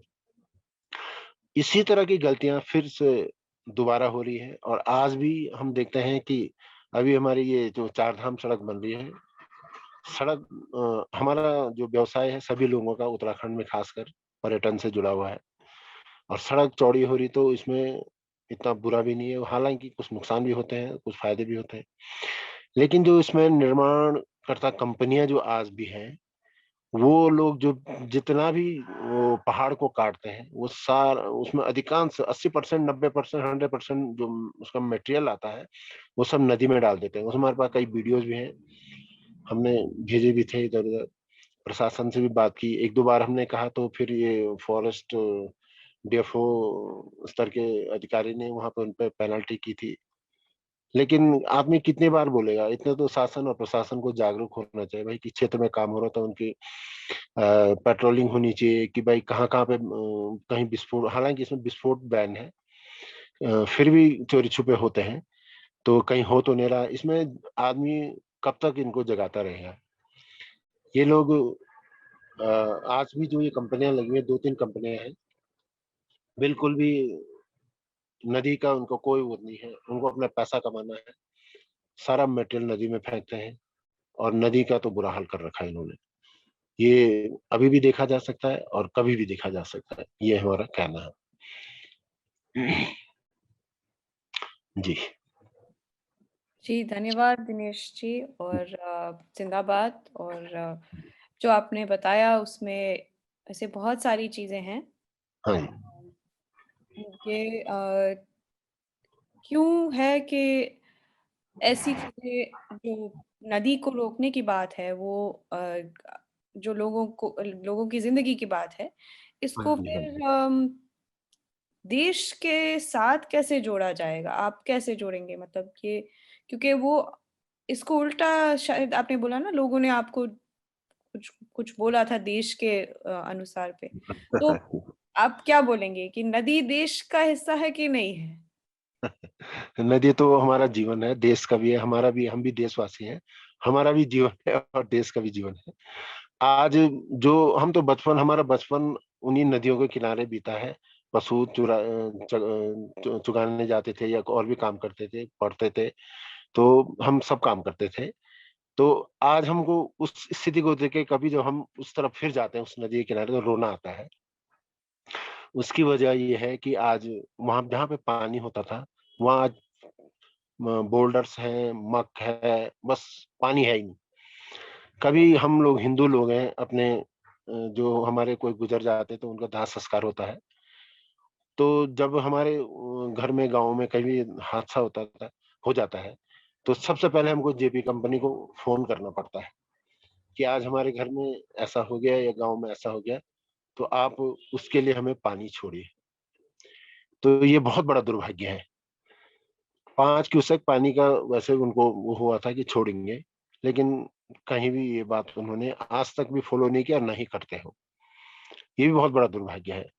तब हम चर्चा करते हैं गांव वालों से, अब तो काफी मामला ठंडा हो गया, तो हम बोलते हैं भाई अब बोलो, हम लोग जो कर रहे थे क्या गलत कर रहे थे, और जो आप लोगों ने बोला क्या वो सही था। तो उनको भी शर्मिंदगी होती है, हाँ यार ये गलत हुआ कह के, अगर हम सब साथ रहते तो इन पे हम नकेल कस सकते थे। जी धन्यवाद। जी और हमारे कमेंट्स में क्वेश्चंस कुछ थे, वो मैं ज़रा रेज़ करूँगी। अगर किसी के और कोई क्वेश्चंस हैं प्लीज़ शेयर कीजिए और तीनों स्पीकर अपने आप से रिस्पॉन्ड करेंगे और अपने क्वेश्चंस को रिस्पॉन्ड करेंगे। तो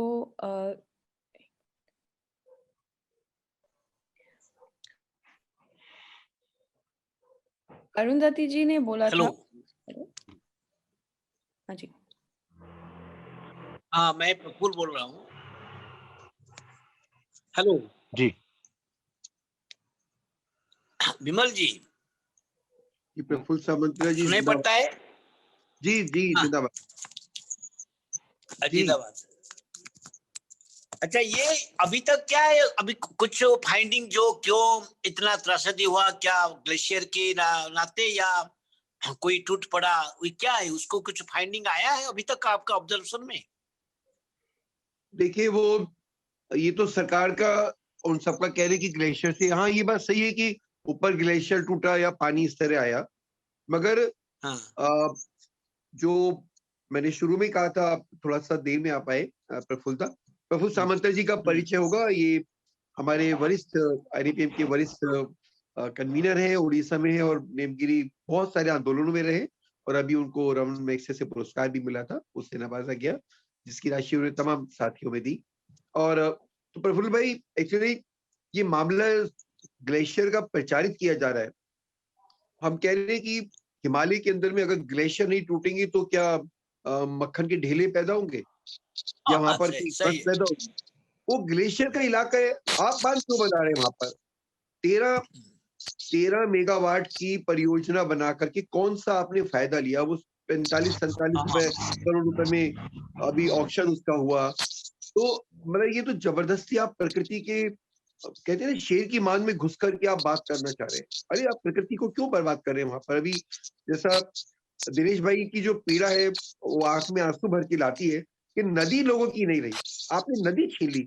तो अभी चर्चा ग्लेशियर की बड़े-बड़े सेमिनार्स में, वेबिनार्स में बड़े लोग जरूर कर रहे हैं, बड़े नक्शे, मगर मैं कहूंगा आपकी बात से एक मुद्दा पा करके कि मामला ग्लेशियर का नहीं है, मामला नदी का है, मामला बांध कंपनियों का है।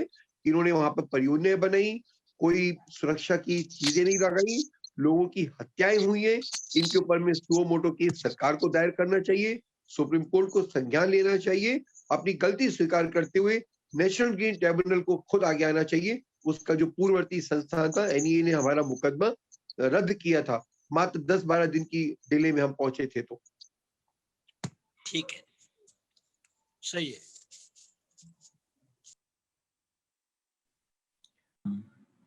तारिणी, वो विशाल जी का एक सवाल था वो हाँ विशाल।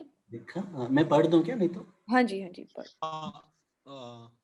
ठीक है। अच्छा, आप पूछ सकते हैं तो पूछ लीजिए विशाल। हाँ, यू कैन जस्ट स्पीक। हाँ, अभी जो ये कॉरिडोर्स की बात हो रही है, सभी साथियों को जिंदाबाद। थोड़ा सा ऊंची आवाज में बोलिए। हेलो, अभी मेरी आवाज आ रही है? हाँ सही आ रही।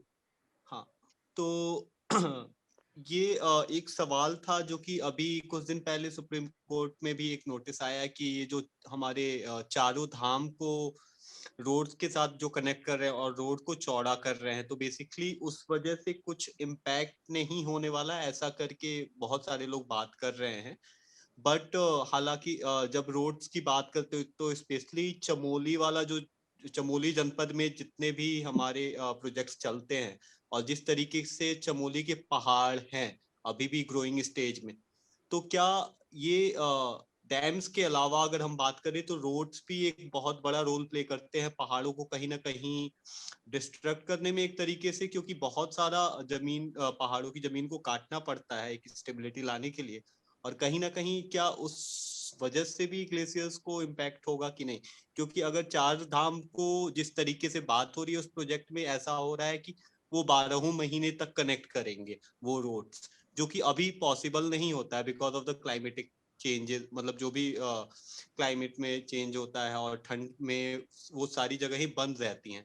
तो उस लेवल पे क्या नदियों को भी इम्पैक्ट आएगा क्या? मतलब ऐसा मैं जानना चाहता हूँ, जो भी एक्सपर्ट्स हमारे हैं।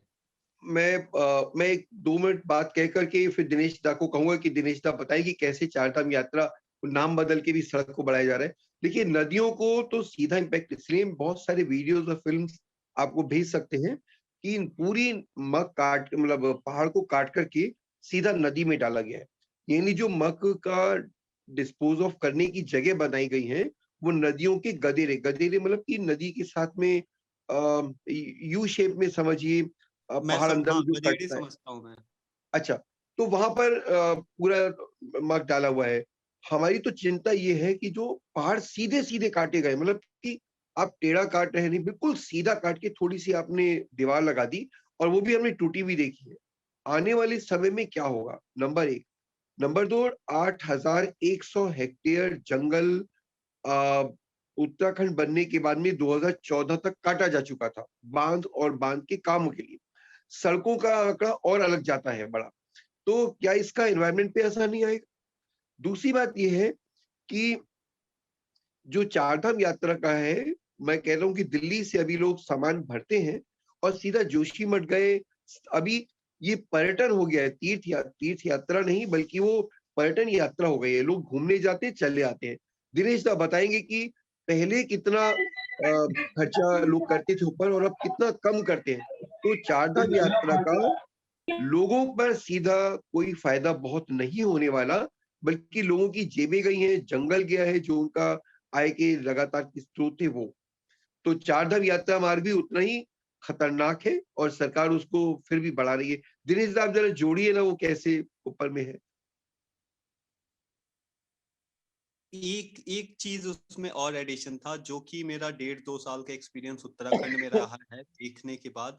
तो एक चीज ये था कि जिस तरीके से, चूंकि आपने अभी टूरिज्म का बात किया कि जोशीमठ तक लोग जाते हैं, तो अगर हम नॉर्थ ईस्ट के जो स्टेट हैं उससे अगर कंपेयर करें और उत्तराखंड का टूरिज्म देखें, तो यहाँ पे ये देखिए कि रिस्ट्रिक्शंस बहुत कम है। मतलब इसके लिए ऐसा नहीं कि के ऊपर कुछ मतलब टूरिस्ट आते हैं गंदा करते हैं, जो कि अगर आप नॉर्थ ईस्ट वाले स्टेट में जाएंगे तो वहां पे काफी ही स्ट्रिक्ट तरीके से गवर्नमेंट डील करती है। तो ये एक सरकार का मुझे मतलब लगता है कि सिटीजन्स को खुद ही सेंसिबल होना चाहिए, लेकिन बहुत ही मतलब लिबरलिटी है इस मतलब एनवायरनमेंट को भी लेकर के।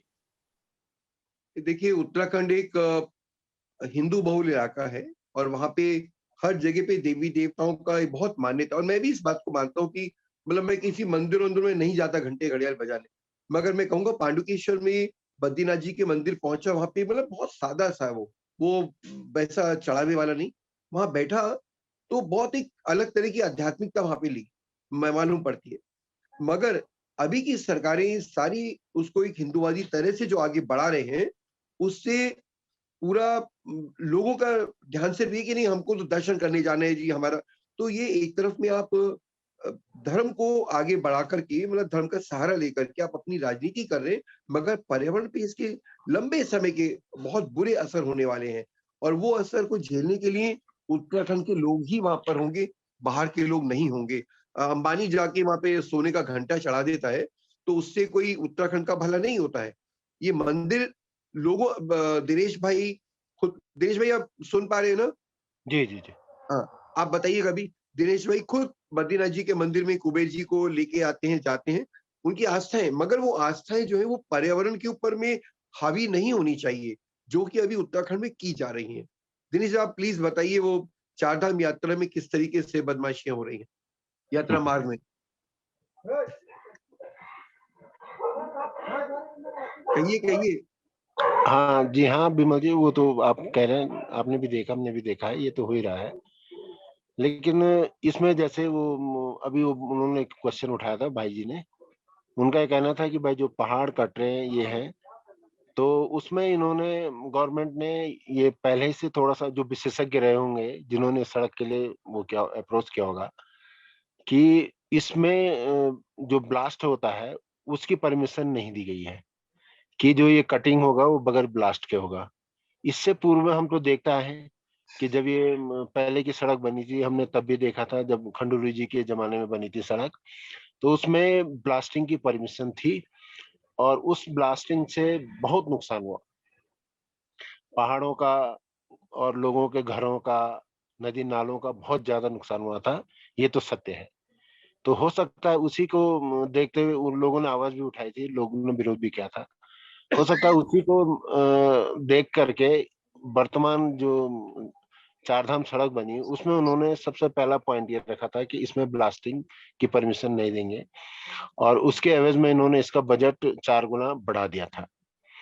तो आज ये मशीनों से कटिंग करते हैं, और वैसे उसके जो मानक है उसमें यह है कि वो स्लोप में कटिंग होगा, स्लोप में कटिंग होने का है।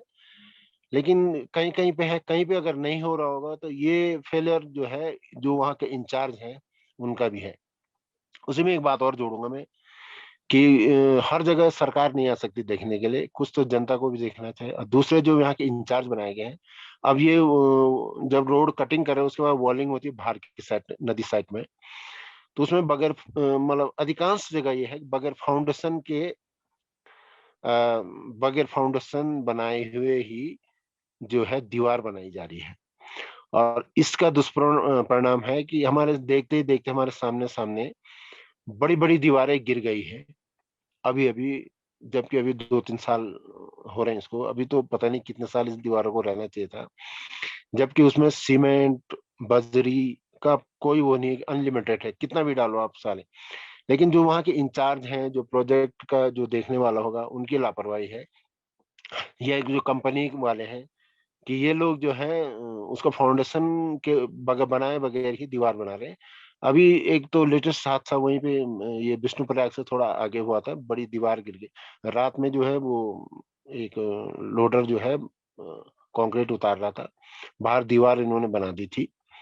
ये बनाई थी भारत, या नाम तो मैं अभी नहीं बता पा रहा हूँ, शायद किसी कंपनी ने बनाई थी, ठेका था उसका। तो वो दीवार जो है जब वो अनलोड कर रहा था, तो वो ट्रक थोड़ा बाहर की तरफ अनलोड कर रहा था, तो वो पूरी दीवार गिर गई थी, उसमें 2 आदमी मर गए थे बेचारे, और दीवार तो गई गई, जो उसमें पैसा लगा होगा वो भी गया, वो भी सरकार का क्या हमारा ही है, हम टैक्स देते हैं तभी वो पैसा कलेक्ट होता है, वो तो नुकसान तो हमारा भी है। ऐसे ही माना के पास में बहुत बड़ी दीवार गिरी थी, वो उसका भी यही हाल हुआ था। तो ये चीजें अगर रोकी जाए तो अच्छा है, और जो ये नदी में मग डाल रहे हैं इनको भी पूरी तरह से रोका जाना चाहिए, क्योंकि बहुत ज्यादा पैसा सरकार ने इनको दिया है कि आप भाई उसके लिए वो जो मक रखने के लिए उन्होंने जगह भी दी गई है शायद, लेकिन वो उसके मानक भी सही नहीं है, जो उसकी देख रेख करने वाले वो भी ठीक नहीं। ये जो मक अभी भी वो जगह जगह डंपिंग जोन बना रखा है उन्होंने, वो बड़ा सेंसिटिव जगह पे बनाया है, हमने अपना ही एरिया देखा है और भी नीचे भी देखा है, ये कई जगह तो नालों के पास उन्होंने डंपिंग जोन बना दिया है। अगर अभी आने वाले उसमें बरसात आने वाली है, और जहाँ पे कि टनों मलबा इन्होंने डंप कर रखा है, खुदा न करे अगर ये नाले फट जाते हैं फिर से, जैसे पहाड़ों में नित्य हो ही रहा है, तो फिर क्या होगा ये तो आने वाला समय बता सकता है। और एक हमने भी एक थोड़ा सा ये चीज देखा है कि जब से ये बांध बने हैं तब से बादल कुछ ज्यादा फट रहे हैं। ये हमारा अपना आकलन है, हो सकता है हम गलत भी हो, क्योंकि ये श्रीनगर वाला जब से बना है तो ये एक साथ पानी पूरा जो खड़ा है उसकी वजह से जो वाष्प बनती है वो ज्यादा बनती है, ये हमारा अपना नजरिया है। और उसके बाद जो बादल फटने की प्रक्रिया है वो वैज्ञानिक आधार है, वो कुछ ज्यादा ही हो रहे हैं, ये हमने अपने कुछ इन दौरान देखा है। ये टिहरी डैम बनने से भी ऐसा ही हुआ था, बहुत बादल फटने की घटनाएं बहुत ज्यादा बड़ी हैं। अगर उसमें विस्तार से स्टडी की जाए तो इसके दुष्परिणाम दिख सकते हैं। जी, धन्यवाद दिनेश जी। इसमें शायद किसी क्लाइमेट वैज्ञानिक को भी पूछना पड़ेगा कि जी शायद जी जो हाँ जी चेंजेस हैं क्लाइमेट में वो जी उनके वजह से भी हाँ ये जी ज़्यादा बढ़ रही हैं जी प्रॉब्लम्स। जी हाँ जी तो अरुंधति जी ने हाथ खड़ा किया हुआ है और काफ़ी देर से वेट कर रहे हैं। अरुंधति जी आप यहीं हैं? हाँ ओके। हाँ जी जी जी नहीं मैं खाली दो सवाल मुझे बार बार, और मैं भी ये जो दिनेश जी ने और विजयलक्ष्मी जो कहा था, मैं श्रीनगर के इलाके में एक समय गई थी, रुद्रप्रयाग के, खास करके सुशीला भंडारी वगैरह जब लड़ाई चल रही थी उस दौरान, और मल्लिका वगैरह के साथ, और वो पूरा इलाका देखा कि जहाँ पे आप देखते हैं कि इतना बड़ी गंगा भागीरथी मंदाकिनी और सब नदियां, अलग गंगा और ये आते छोटे से पहाड़ के नीचे जाके लुप्त हो जाती है और आपको नदी दिखना बंद हो जाता है, और जब उसका एक्चुअली स्वरूप देखते हैं हम नतमस्तक ही नहीं, हमको अपने मानव निर्मित अपने छोटेपन के, अपने मानव कद का कितना हम छोटे हैं निसर्ग के सामने, ये भी समझ में आता है जब उनका एक्चुअल स्वरूप जब वो वहां से निकलती है और उसके सामने सिर झुकता है कि हम प्रकृति के खेल में कितनी एक छोटी व्यक्ति है, ये भी समझ में आता है वो ताकत देख के। और फिर एक तरफ हम देखते हैं जो दिनेश जी ने कहा कि पानी के लिए सूखे इलाके, जहाँ औरतें पानी के लिए संघर्ष करती है एक मटका, और हम फिर भी हम रुद्रप्रयाग और हम देवभूमि के बात में शायद ये स्ट्रेंथ है उत्तराखंड की कि वो देवभूमि है, पर क्या ये स्ट्रेंथ ही कहीं उत्तराखंड के पूरे टूरिज्म और विकास के इसमें उसका वीकनेस तो नहीं बनी है? क्योंकि टूरिज्म पूरी विकास की धारा वहां पे जो बह रही है, जिसका सरकार लोगों की सच्ची आस्था और सच्ची भावनाओं के साथ खिलवाड़ करके एक पूरे नए प्रकार के पैसा कमाने का जो पूरी टूरिज्म एक बाजू में है, जहां तक मैं जानती हूँ ये छोटे छोटे पावर ग्रिड बनाने के लिए उत्तराखंड की सरकार तो कमीशन देती है, म्हणजे वो बहुत सारे बड़े पैसों की 20% और इसकी छूट देती है, सपोर्ट करती है। जब इस प्रकार की नीतियां होगी और ये लगातार हो रहा है, 2013 हो, और सही बात है कि ग्लेशियर के टूटने के बाद ग्लेशियर पहले भी टूटते होंगे, ग्लेशियर क्यों टूट रहे ये भी बड़ा सवाल है। म्हणजे ये सभी जो साथ, क्या उत्तराखंड के लोग आज उस दिशा में कोई कदम, क्योंकि ये भी सच्चाई है कि काफी आंदोलन विमल भाई और मैं एक मुझे बताया एक पर जहां तक हम जानते हैं कि आंदोलन काफी हद में कमजोर हुए हैं अलग कारणों से। घर के औरतें का कोई आंदोलन रास्ते पे धरने मोर्चे में कर रहा है, जेल जा रहे हैं, उसी समय उनके बेटों को नौकरी देके दिनेश भाई ने बहुत सच्चे में अच्छे तरीके से रखा कि पूरे परिवार को तोड़ा जाता है। तो उसमें कैसे उत्तराखंड की और जनता और हम सभी जो इस विनाश को मानते हैं उसके खिलाफ हम क्या करेंगे? हमको कोर्टों की भी स्थिति मालूम है, हम कोर्ट में जाए करें, पर हम कोर्टों अपनी सुप्रीम कोर्ट से लेके सभी कोर्ट किस पूरे कॉर्पोरेट विचारधारा को और किसके नीचे चल रहे हैं ये भी हम जानते हैं। तो कैसे हम इसको इकट्ठा करेंगे? ये दोनों सवाल है कि क्या हमारा देवभूमि होने की आस्था और इसके साथ खिलवाड़ों के क्या यही हमारी वीकनेस बनी है, और क्या दूसरा ये कि कैसे इसको इकट्ठा होके आज भी क्या विचार मतलब उत्तराखंड के साथी और हम भी सभी उस पे क्या भूमिका निभा सकते हैं, ताकि ये जो पॉलिसीज है, मैं ओवरऑल भी नहीं कर रही हूँ, सिर्फ उत्तराखंड के 2-4 जो मुख्यतः जो कि उत्तराखंड में जो लगातार हो रहा है उसको कैसे हम रोकने में क्या कोई कॉन्क्रीट स्टेप, ये सबके बाद थोड़ी और एक पूरी रणनीति जिसमें हम अन्य साथी भी कोई भूमिका निभाए, ऐसी कुछ हो तो वो एक हम सबके लिए इस लड़ाई को आगे लेके जाने में मदद होगी। मैं एक बात जोड़ना चाहूंगा जो वो ये कि 16 साल पहले ग्लेशियर्स के ऊपर में स्टडी करने के लिए एक कमीशन वगैरह बना था उत्तराखंड के अंदर में, उसकी सिफारिश आई मगर वो लागू नहीं की गई, वो एक तरफ बत्ते खाते पड़ी हुई हैं। और अब उसमें जो मेंबर थे उन्हीं मेंबर को अभी फिर दोबारा से अब वो निदेशक बन गए हैं इस उस संस्थान के, तो अब उनकी अध्यक्षता में फिर एक कमेटी की बात की गई है। केंद्र सरकार ने भी ग्लेशियर के ऊपर में एक कमेटी बनने वाली थी और काम था, मगर पैसे की कमी के कारण उसको रोक दिया गया। मैं ये कहना चाहूंगा कि ये अर्ली वार्निंग सिस्टम और ग्लेशियर की स्टडी एक तरफ की चीज है, हमें अर्ली वार्निंग सिस्टम जरूर चाहिए। श्रीनगर बांध जो बना हुआ है उसके लिए उसको हटाने की बात होनी चाहिए पहले तो, और अर्ली वार्निंग सिस्टम होना चाहिए जो गांव के लोग रहते हैं उनको मालूम पड़े कि कब बादल फट रहे तो उनका गांव ना धाराशायी हो। मगर हमें परियोजनाओं के लिए अर्ली वार्निंग सिस्टम नहीं चाहिए, क्योंकि हमको परियोजनाएं नहीं चाहिए। ये परियोजनाएं मतलब नासूर है, आप एक चीज ठीक करेंगे तो कल दूसरी बात कहेंगे। दिनेश भाई ने जो बातें कही हैं, जो पूरी परिस्थिति अलकनंदा के ऊपर के क्षेत्र की रखी है, विष्णु प्रयाग के ऊपर में भी जीएमआर का ही परियोजना है।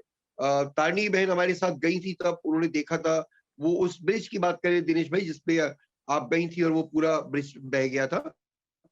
जीएमआर का जो प्रोजेक्ट, वो प्रोजेक्ट साइट ही गायब हो गई है। अब वो प्रोजेक्ट साइट का नक्शा बदल गया, वो सड़क खत्म हो गई और फिर भी जीएमआर कह रही कि हम वहां पे परियोजना बनाने की बात करेंगे। इस पर तो पूरा बैन लगना अंधत्व की बात है कि नहीं सरकार का नहीं, हम तो बांध बनाएंगे।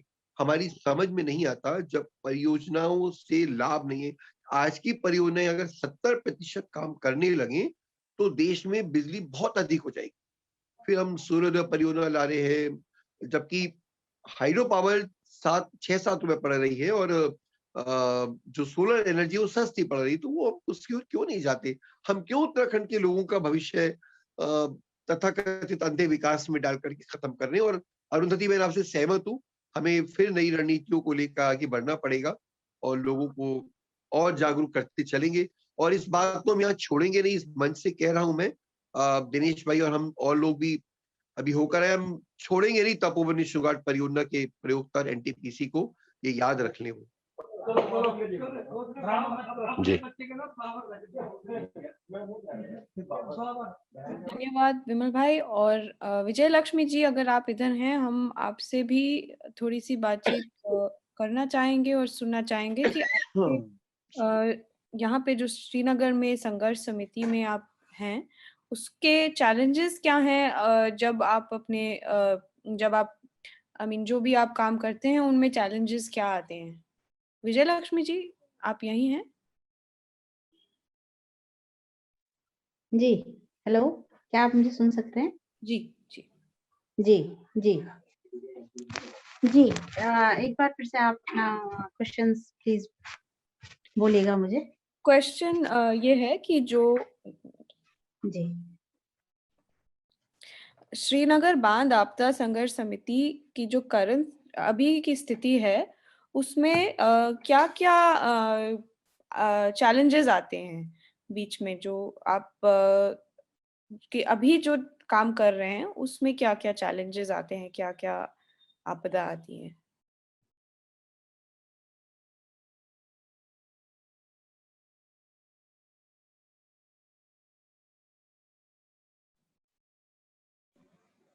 विजय लक्ष्मी जी, हेलो।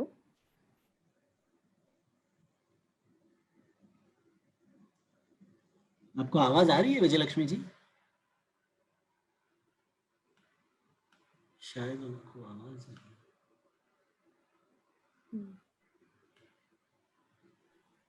आई थिंक वो डिस्कनेक्ट हो गई हैं। अच्छा, तो इस दौरान में अगर किसी और के क्वेश्चंस हैं, हम ले लेते हैं।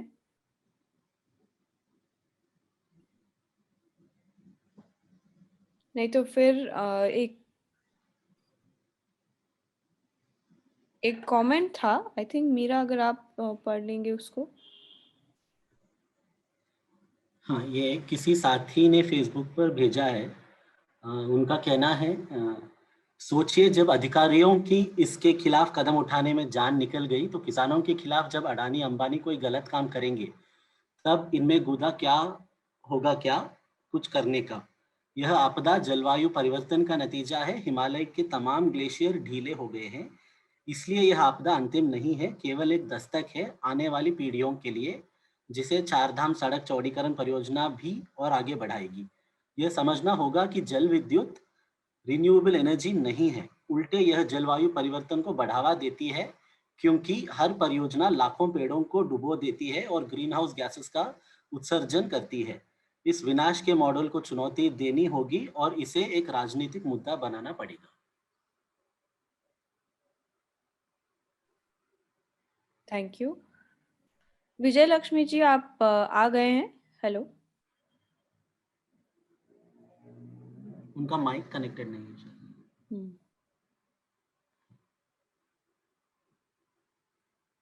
वेट कर ले, कंक्लूड कर सकते हैं शायद। अच्छा, तो बहुत बहुत धन्यवाद सभी साथियों को और सभी हाँ, को। उनका अभी हुआ, सॉरी। ओके, विजय लक्ष्मी जी, आप प्लीज अपनी बात रखिए, हम वेट कर रहे हैं। हाँ जी, सॉरी, मैं सबसे पहले सॉरी बोलती हूँ। कोई नहीं। फोन जी, जैसे कि आपने कहा कि श्रीनगर डैम को लेके आगे हम क्या सोचते हैं, तो सबसे पहली लड़ाई तो आजकल अभी हमारी चली रही है सुप्रीम कोर्ट में। वो एक चीज है कि वो लड़ना है, लेकिन सबसे बड़ी बात ये है कि हम इस दहशत में कब तक जिए, क्योंकि श्रीनगर डैम से नीचे की तरफ हम हैं, जो इसका प्लेन्स वाला एरिया है उसके नीचे की तरफ हम हैं। तो मेरा एक क्वेश्चन ये है कि हम दहशत में कब तक जिए। हमें इस बात की अश्योरिटी कौन देगा कि इस डैम से हमको कभी कोई नुकसान नहीं होगा। हम इवन की हम मीन्स में हमारी मेरी आने वाली पीढ़ी, उनकी भी आने वाली पीढ़ी, और ये एज इट इज ही रहेगा। सदियों तक वाली बात तो मैं नहीं करती हूँ, बट कुछ पीढ़ी तक की बात तो मैं कर सकती हूँ कि ये सुरक्षित रहे। और ये डैम प्रशासन भी जो है ये कितना अपना काम ईमानदारी से करेंगे, और इस बात की हमें गारंटी देंगे कि हमारी सुरक्षा को लेके ये पुख्ता इंतजाम करके रखें। जब कभी ईश्वर न करे इस तरह की आपदा का सामना हमें दोबारा से करना पड़े, पुनरावृत्ति हो इन चीजों की, तो जान माल को लेके होने वाले नुकसान को लेके इससे बचा जा सके, ये अपनी कितनी लायबिलिटी उसमें तय करते हैं, कितनी ईमानदारी से अपना काम ये करते हैं। और क्योंकि ये स्पष्ट दिखता है इस तरह की जो बड़े प्रोजेक्ट्स ऐसे सेंसिटिव जोन में बनाए जाते हैं, तो मंशा बहुत स्पष्ट होती है, बनाने वाले की भी और बनवाने वाले की भी। सीधे सीधे शब्दों में इसमें जनहित कम होता है और अपना हित ज्यादा होता है। अपना आप तो आप खुद को शिफ्ट कर लेंगे, एक सेफ्टी प्लेस में आप चले जाएंगे रहने, बट एक आदमी जो बार बार माइग्रेट नहीं कर सकता है, बार बार आपको अपने आप को एस्टेब्लिश नहीं कर सकता है, वो कहाँ भागता फिरेगा इन चीजों से। और बहुत सारी चीजें हैं, मैंने जैसे पहले भी कहा कि संस्कृति का हनन होता है, हमारा एक पूरा कल्चर डैमेज हो जाता है, हमारा पूरा एक मेंटल स्टेटस जो होता है उस पर भी असर पड़ता है इन चीजों का। तो श्रीनगर डैम को लेके बिल्कुल एक मैंने जैसे भी आपको कहा है कि हम एक बम के मुंह पे बैठे हुए हैं, कब फटेगा भगवान जाने, और कितना नुकसान कर जाएगा उसका तो आकलन किया ही जा सकता है कि कितना नुकसान कर जाएगा। तो इससे बचने के लिए हमें क्या करना होगा? क्या हम ये मांग करें कि श्रीनगर डैम पूरी तरह से हटा देना चाहिए, या सुरक्षा के इतने पुख्ते इंतजाम वहां पे करें सरकार कि आदमी अमन चैन से जी सके? और वर्तमान परिस्थितियों में जिस तरह की भौगोलिक परिस्थितियां हैं, मेरा आपसे एक और रिक्वेस्ट रहेगी कि कभी आप इस तरह की मीटिंग्स अगर दोबारा करेंगे तो हमारे गढ़वाल यूनिवर्सिटी के सेंट्रल यूनिवर्सिटी के प्रोफेसर हैं, प्रोफेसर सुंदरयाल जी और प्रोफेसर सतीश जी, जियोलॉजिस्ट हैं, उनको भी आप इसमें जरूर इनवाइट कीजिएगा, क्योंकि वो बहुत अच्छे तरीके से यहाँ की भौगोलिक स्थिति को समझा सकते हैं बहुत अच्छे से।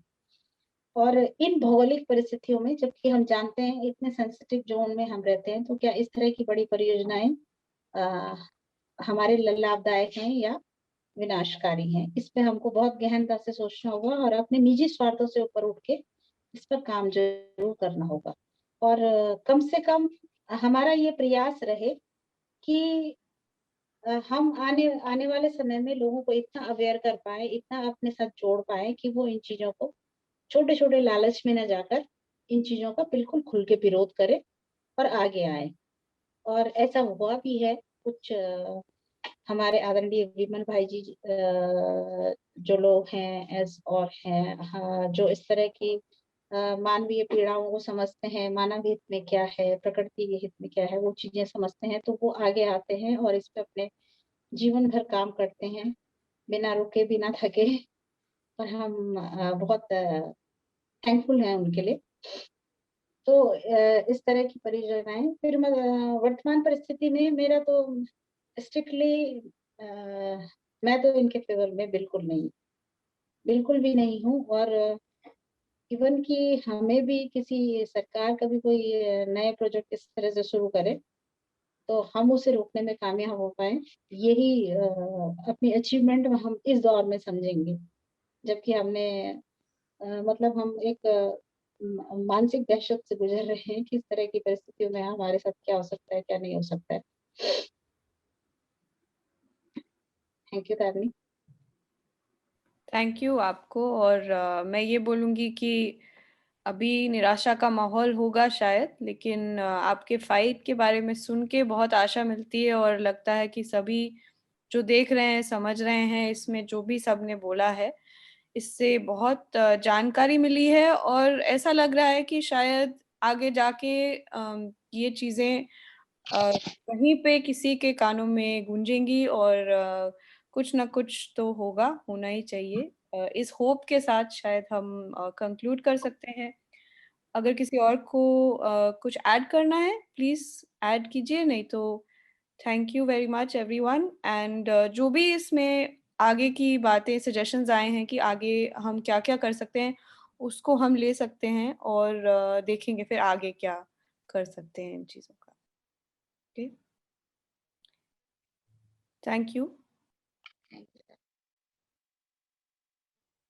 अगर किसी का और कोई इंक्लूजन और कुछ नहीं है तो मैं ये भी बोलूँगी कि सारे तबके के लोगों के साथ, सभी लोगों के साथ हम जितना इंक्लूसिवली काम करें वो अच्छा रहेगा।